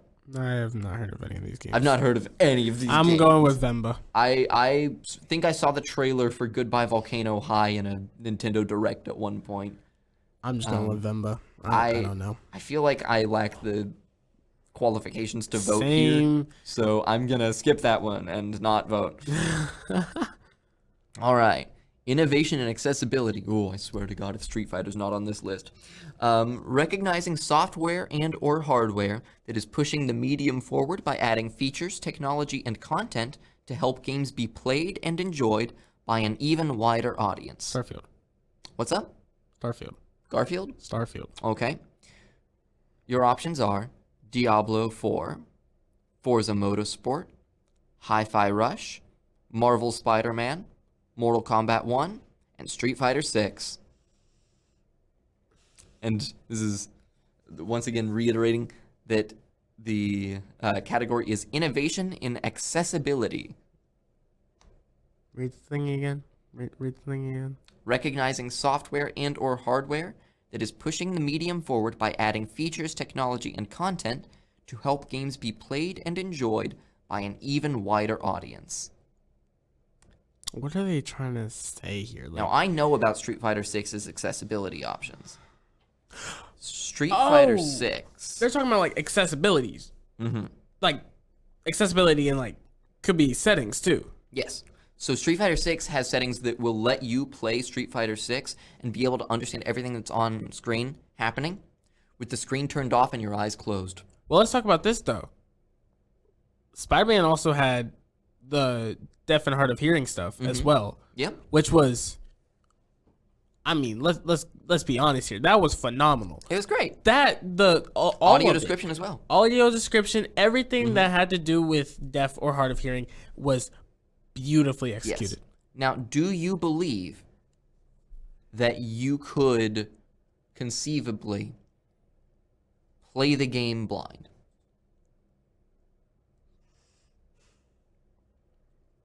No. However, Street Fighter 6, it's just a fighting game. It's just a fighting game, okay? Just saying. Just saying. It's just a fighting game. Obviously, you could do it blind. Like, I could just... Street Fighter 6, in its accessibility options, has a feature which will consistently play a little ticking noise or a little beeping noise, depending on which side of the opponent you're on. On one side, it'll be a tick. On one side, it'll be a beep, so you can tell if you're on the left or right of the opponent. It will get louder the closer you are to the opponent, and quieter the further away you are. Okay. It will play a different noise for whether an attack that is blocked or hits is a high, a medium, or a low. It will also play unique sound cues because they're built into the character's movesets for every projectile in the game, for every special move in the game, and for most normals in the game. It also has audio cues for grab animations, and every character is fully voiced. Just put it down. I'm putting it down. That's just so mean. Give Spider-Man my thanks, bro. Like, dang. Best performance Spider-Man. for Yuri Lowenthal. Okay. I'll agree. Oh, Yeah. okay. Read the options. Okay. Your options are Ben Starr for Final Fantasy 16. Ooh, he did do good. Cameron Monaghan for Star Wars Jedi Survivor. Ooh, wait. That's the main dude. He's your pro tag. He kind of ate. Yeah, he does a good job. He kind of ate. Idris Elba for Cyberpunk 2077 Phantom Liberty. Oh, now we want to talk about Phantom Liberty. Melanie Libbard, the actress for Saga in Alan Wake 2. You already know where my vote's going. Of course. Neil Newbin for Baldur's Gate 3, which neither of us have played. Yeah. Doesn't matter.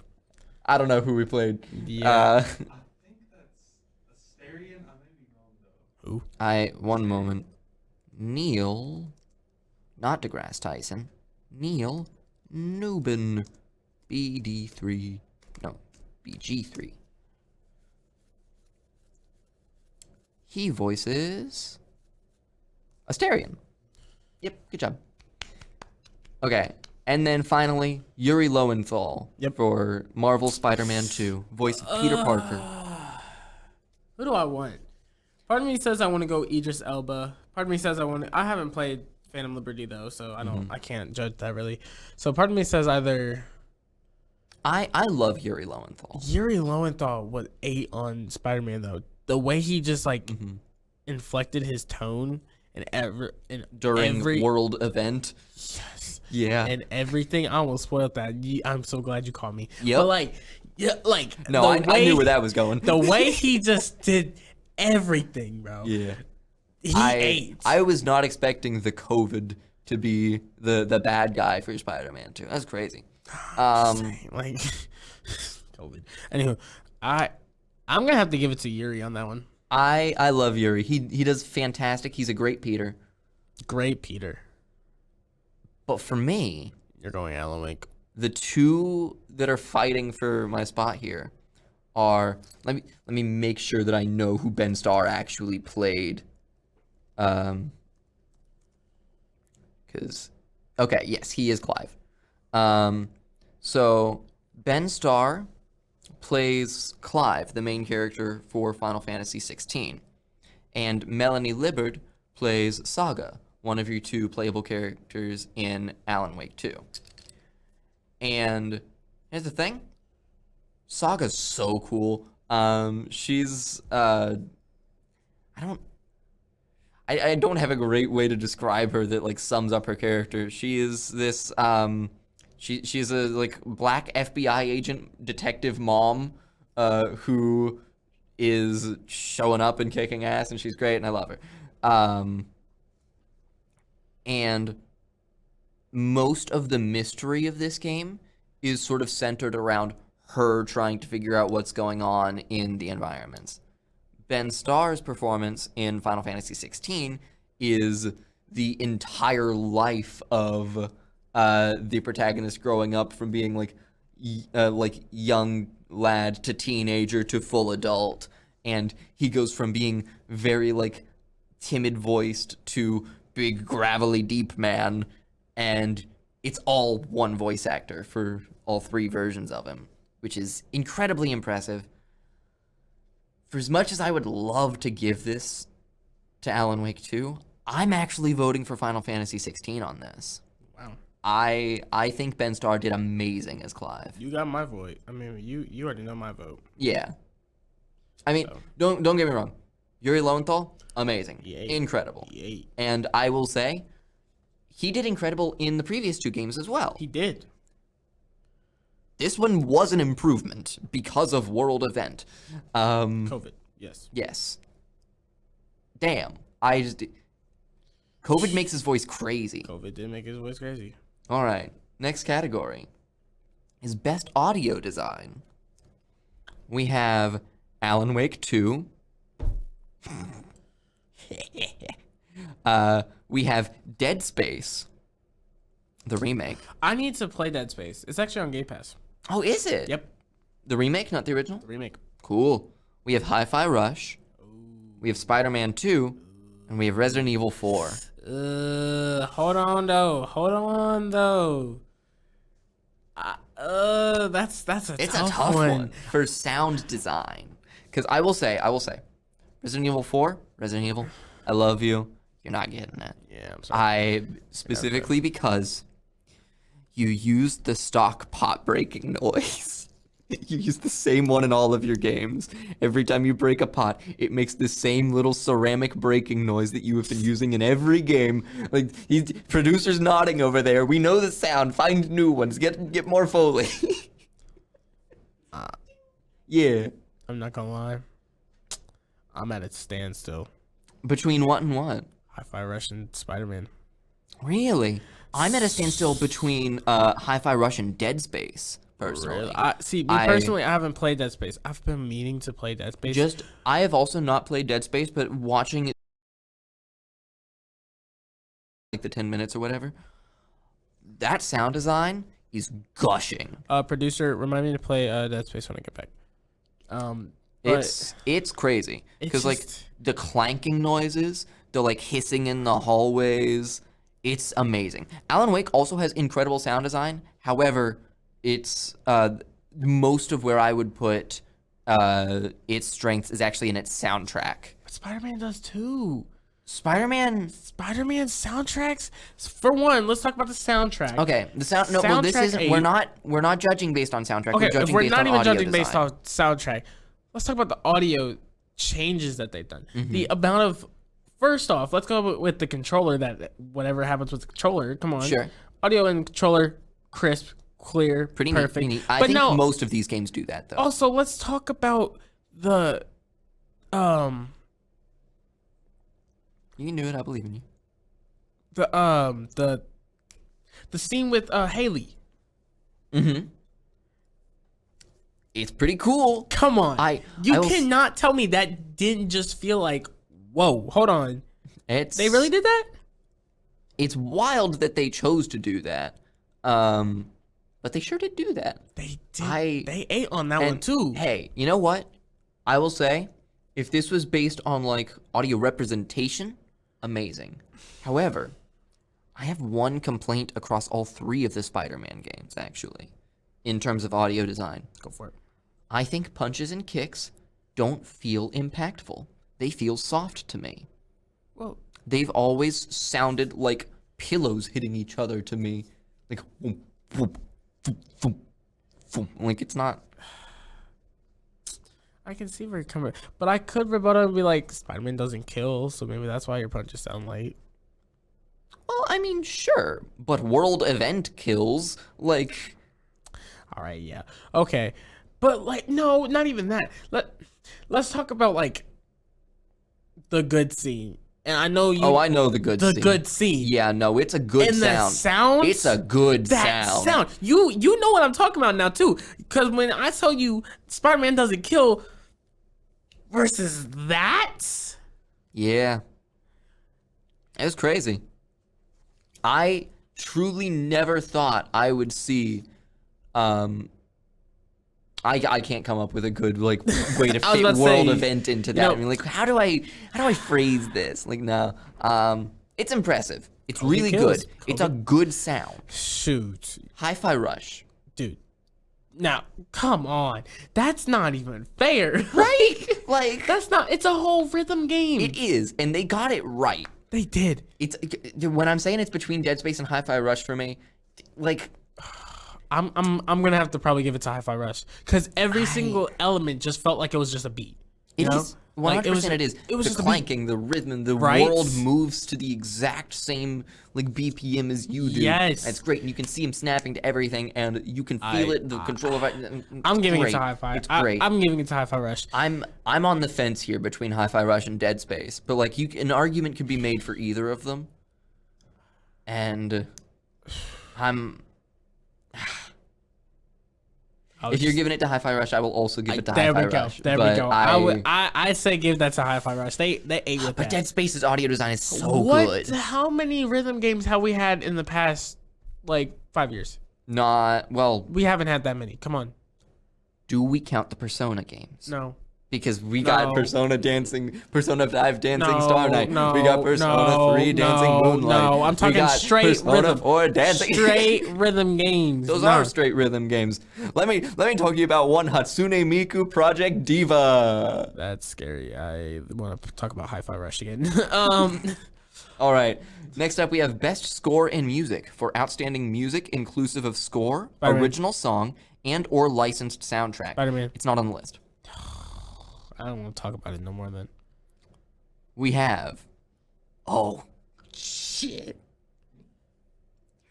We have Alan Wake 2, Baldur's Gate 3, Final Fantasy 16, Hi-Fi Rush, and Tears of the Kingdom. God damn. Those are all stacked.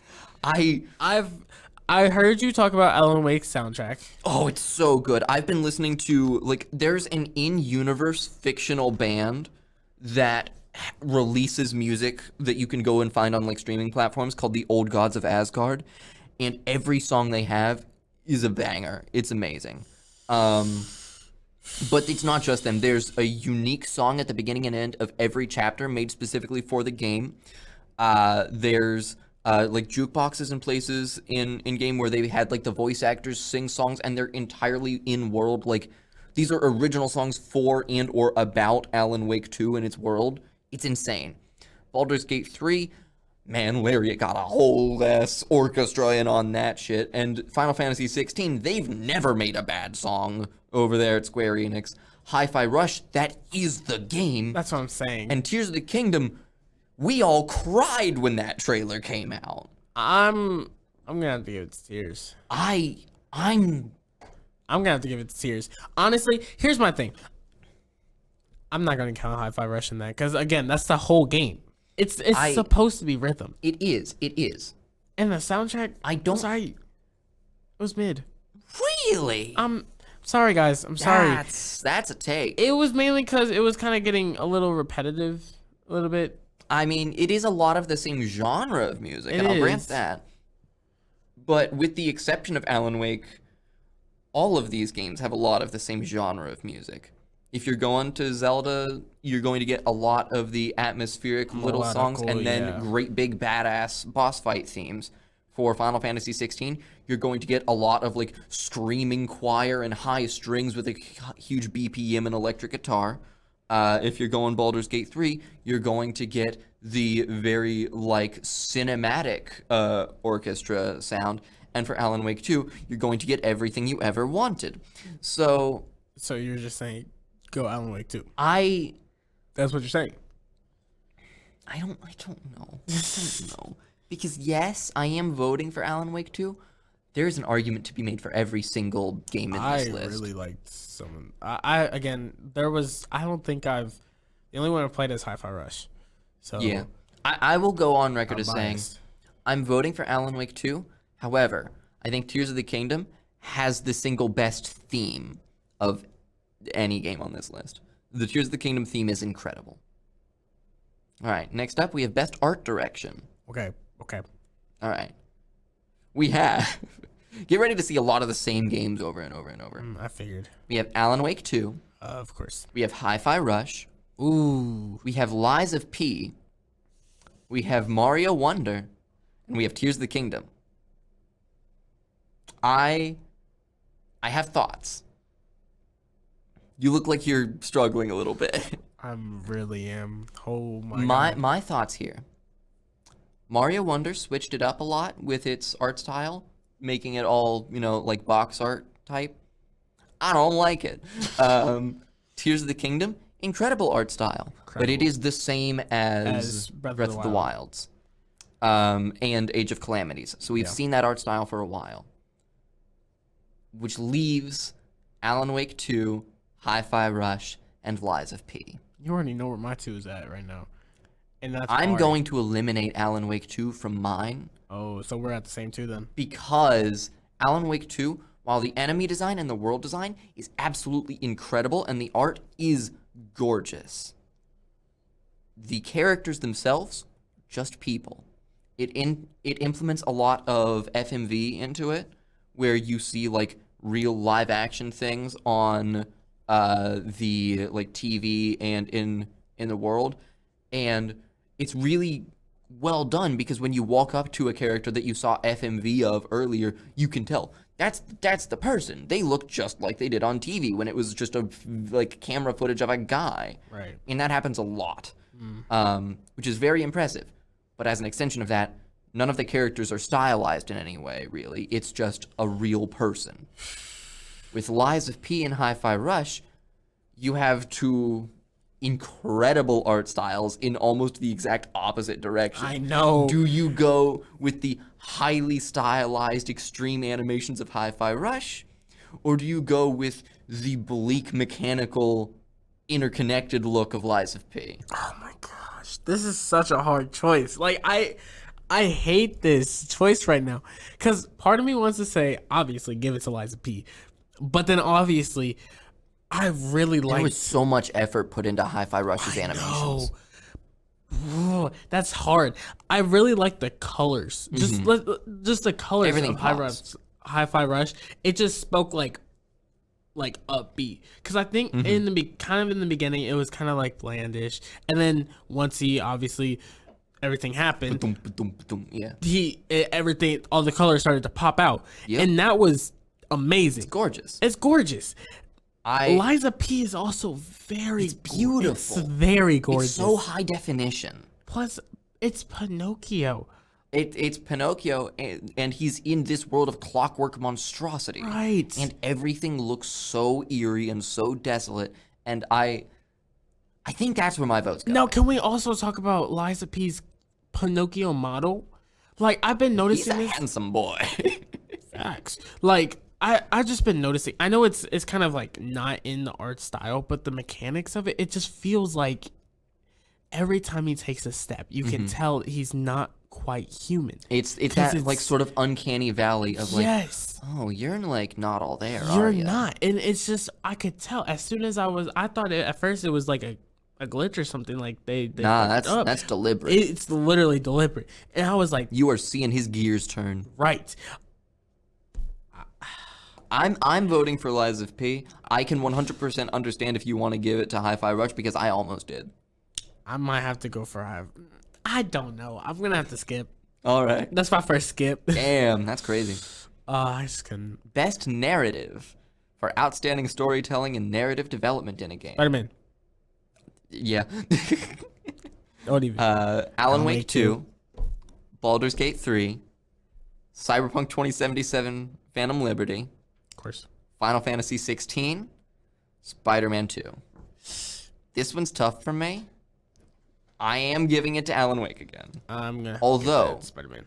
I think there is an argument to be made for Final Fantasy 16 and Spider-Man.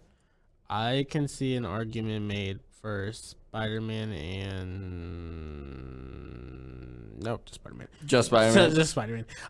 I'm gonna have to just go with Spider-Man on that one. It's just That writing was so good. Oh, Everything it's about great. it. I mean, Come on, Martin Lee, man. dude. Ugh. I see. He's already looking at us. Stop looking I and know. buy the game. Like, dang. Why? Got money. I don't care. We have work. Go buy it. Like, oh I just my- played someone else's. That's true. You could just play mine. Anywho, like, it was just so good. So good. Just the way the story turned out. Now, I will also say, I'm not done with Alan Wake, but it has already exceeded where my bar was set from Spider-Man 2. Wow. I'm gonna have to play Alan Wake because you It's keep saying so good. that. I'll But touch it. I will also say, you don't love like scary games. I don't. Like Alan Wake 2 is a very narrative-focused game, but it can be kind of creepy here and there. I don't really like scary games, but if you keep hyping it up like this, I might have to play it. Mm. But I have to play Baldur's Gate 3 first. I'm Yeah. sorry. It's No, it broke the internet. I fully understand. I have to get a PC first. Hey, Yeah. I'm just hoping 2 training sessions left. hmm I'm hoping that it gives me enough money to buy a new PC and I'm instantly playing this game. You It'd be already pretty know. rad. No questions asked. I'll be downloading it on Steam soon enough. Next up, we have the best game direction. Spider-Man. We have awarded for outstanding creative vision and innovation in game direction and design.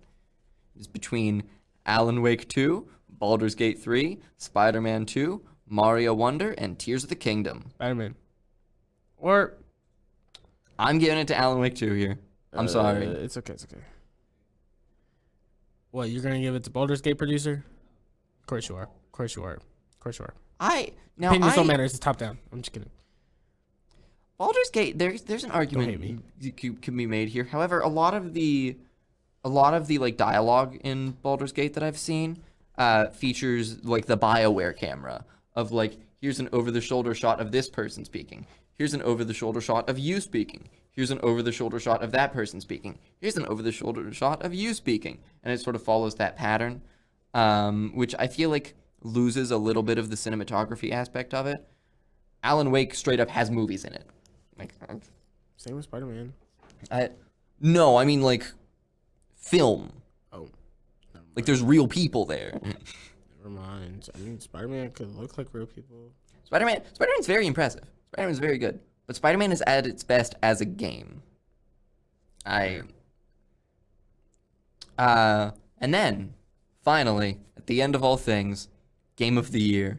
Recognizing a game that delivers the absolute best experience across all creative and technical fields. What's the nominees? We have, starting from the bottom, Resident Evil 4, Super Mario Bros. Wonder, The Legend of Zelda Tears of the Kingdom, Spider-Man 2, Baldur's Gate 3, and Alan Wake 2.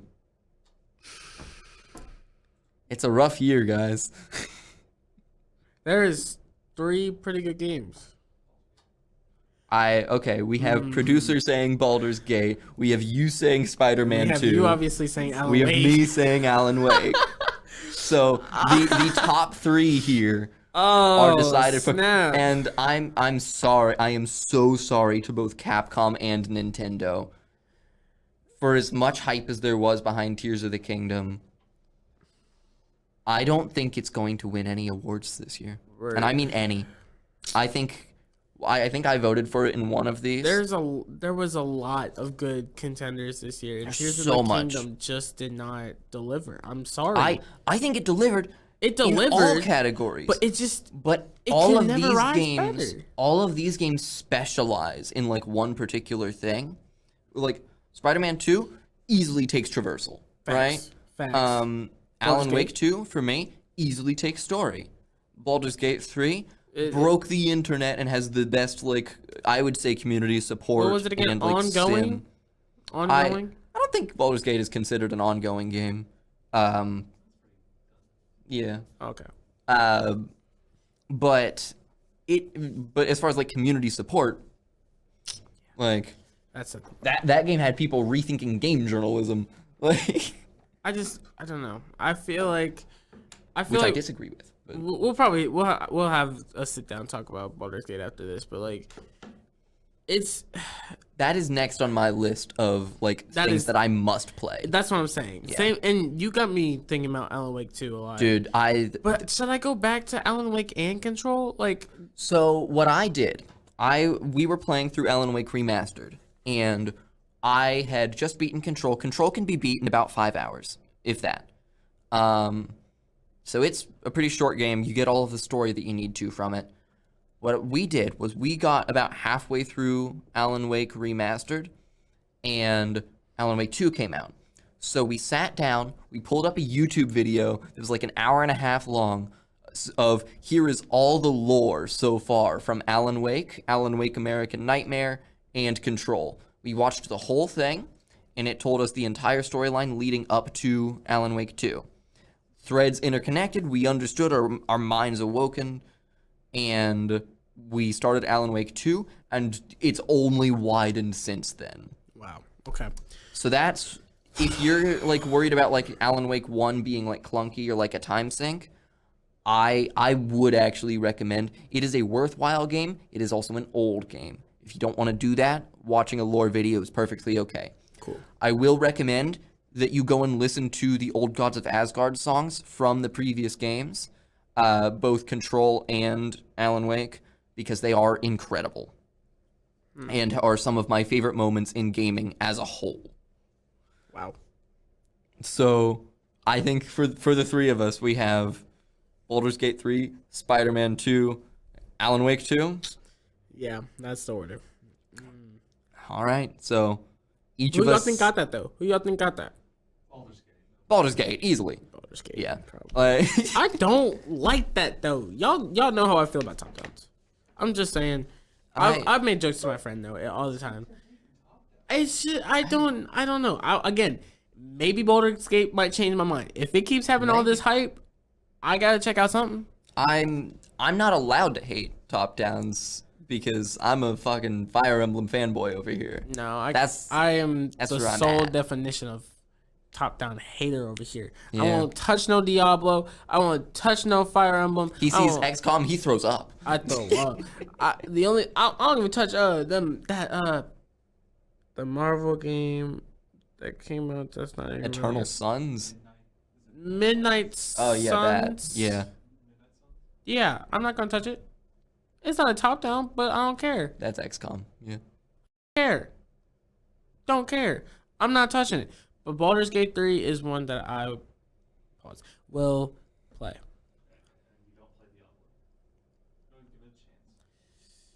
Diablo's fun. Anywho, I think we're running out of time here. Probably. Well, that concludes the entirety of the Game Awards. I have officially voted for 30 out of the 31 categories.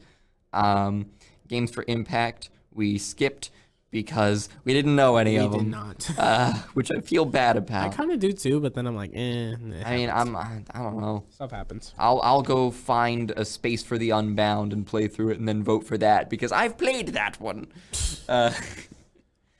But yeah, that's the Game Awards for this year. Do you have any games that you want to highlight before our last episode next week? Obviously, go buy Spider-Man. One of the games I can't stress enough. I've heard a lot of things about Phantom Liberty so far that it's good. Mm-hmm. Cool. Maybe you cool. should get back into Cyberpunk. Who knows? Other than that, I don't recommend playing Modern Warfare 3. I mean, it just, Oh yeah, I heard that didn't go it great. looks the exact same as Modern Warfare 2 and Modern Warfare Well, you know, 2019. they closed down the production cycle. Normally they have 3 years to work on those. They shortened it to 13 months. Wow. Yeah. Because they're not getting anything from any of the other ones. No, It's not good anymore. it's wild. They maybe they just need to divide up their studios again. Who knows? I don't really know much about the COD production side of things. Gosh. But on my end, if you have truly any interest in storytelling in games, play through some of Remedy's games. Alan Wake Control and Alan Wake 2. Playing through those over the past month has been truly some of the most impactful gaming experiences I've ever had. I cannot recommend them enough. and I think that I might consider Sam Lake, their creative director, to be the closest thing I have to a god currently. So with that in mind, I think we're about ready to wrap up. Yeah. Well, thank you all so much for listening. We appreciate each and every one of you. If you want more episodes of the podcast, you can find it on our YouTube page or at www.easternprogress.com. Thank you all so much. As always, I hope you have a wonderful evening, afternoon, and night. See you next time.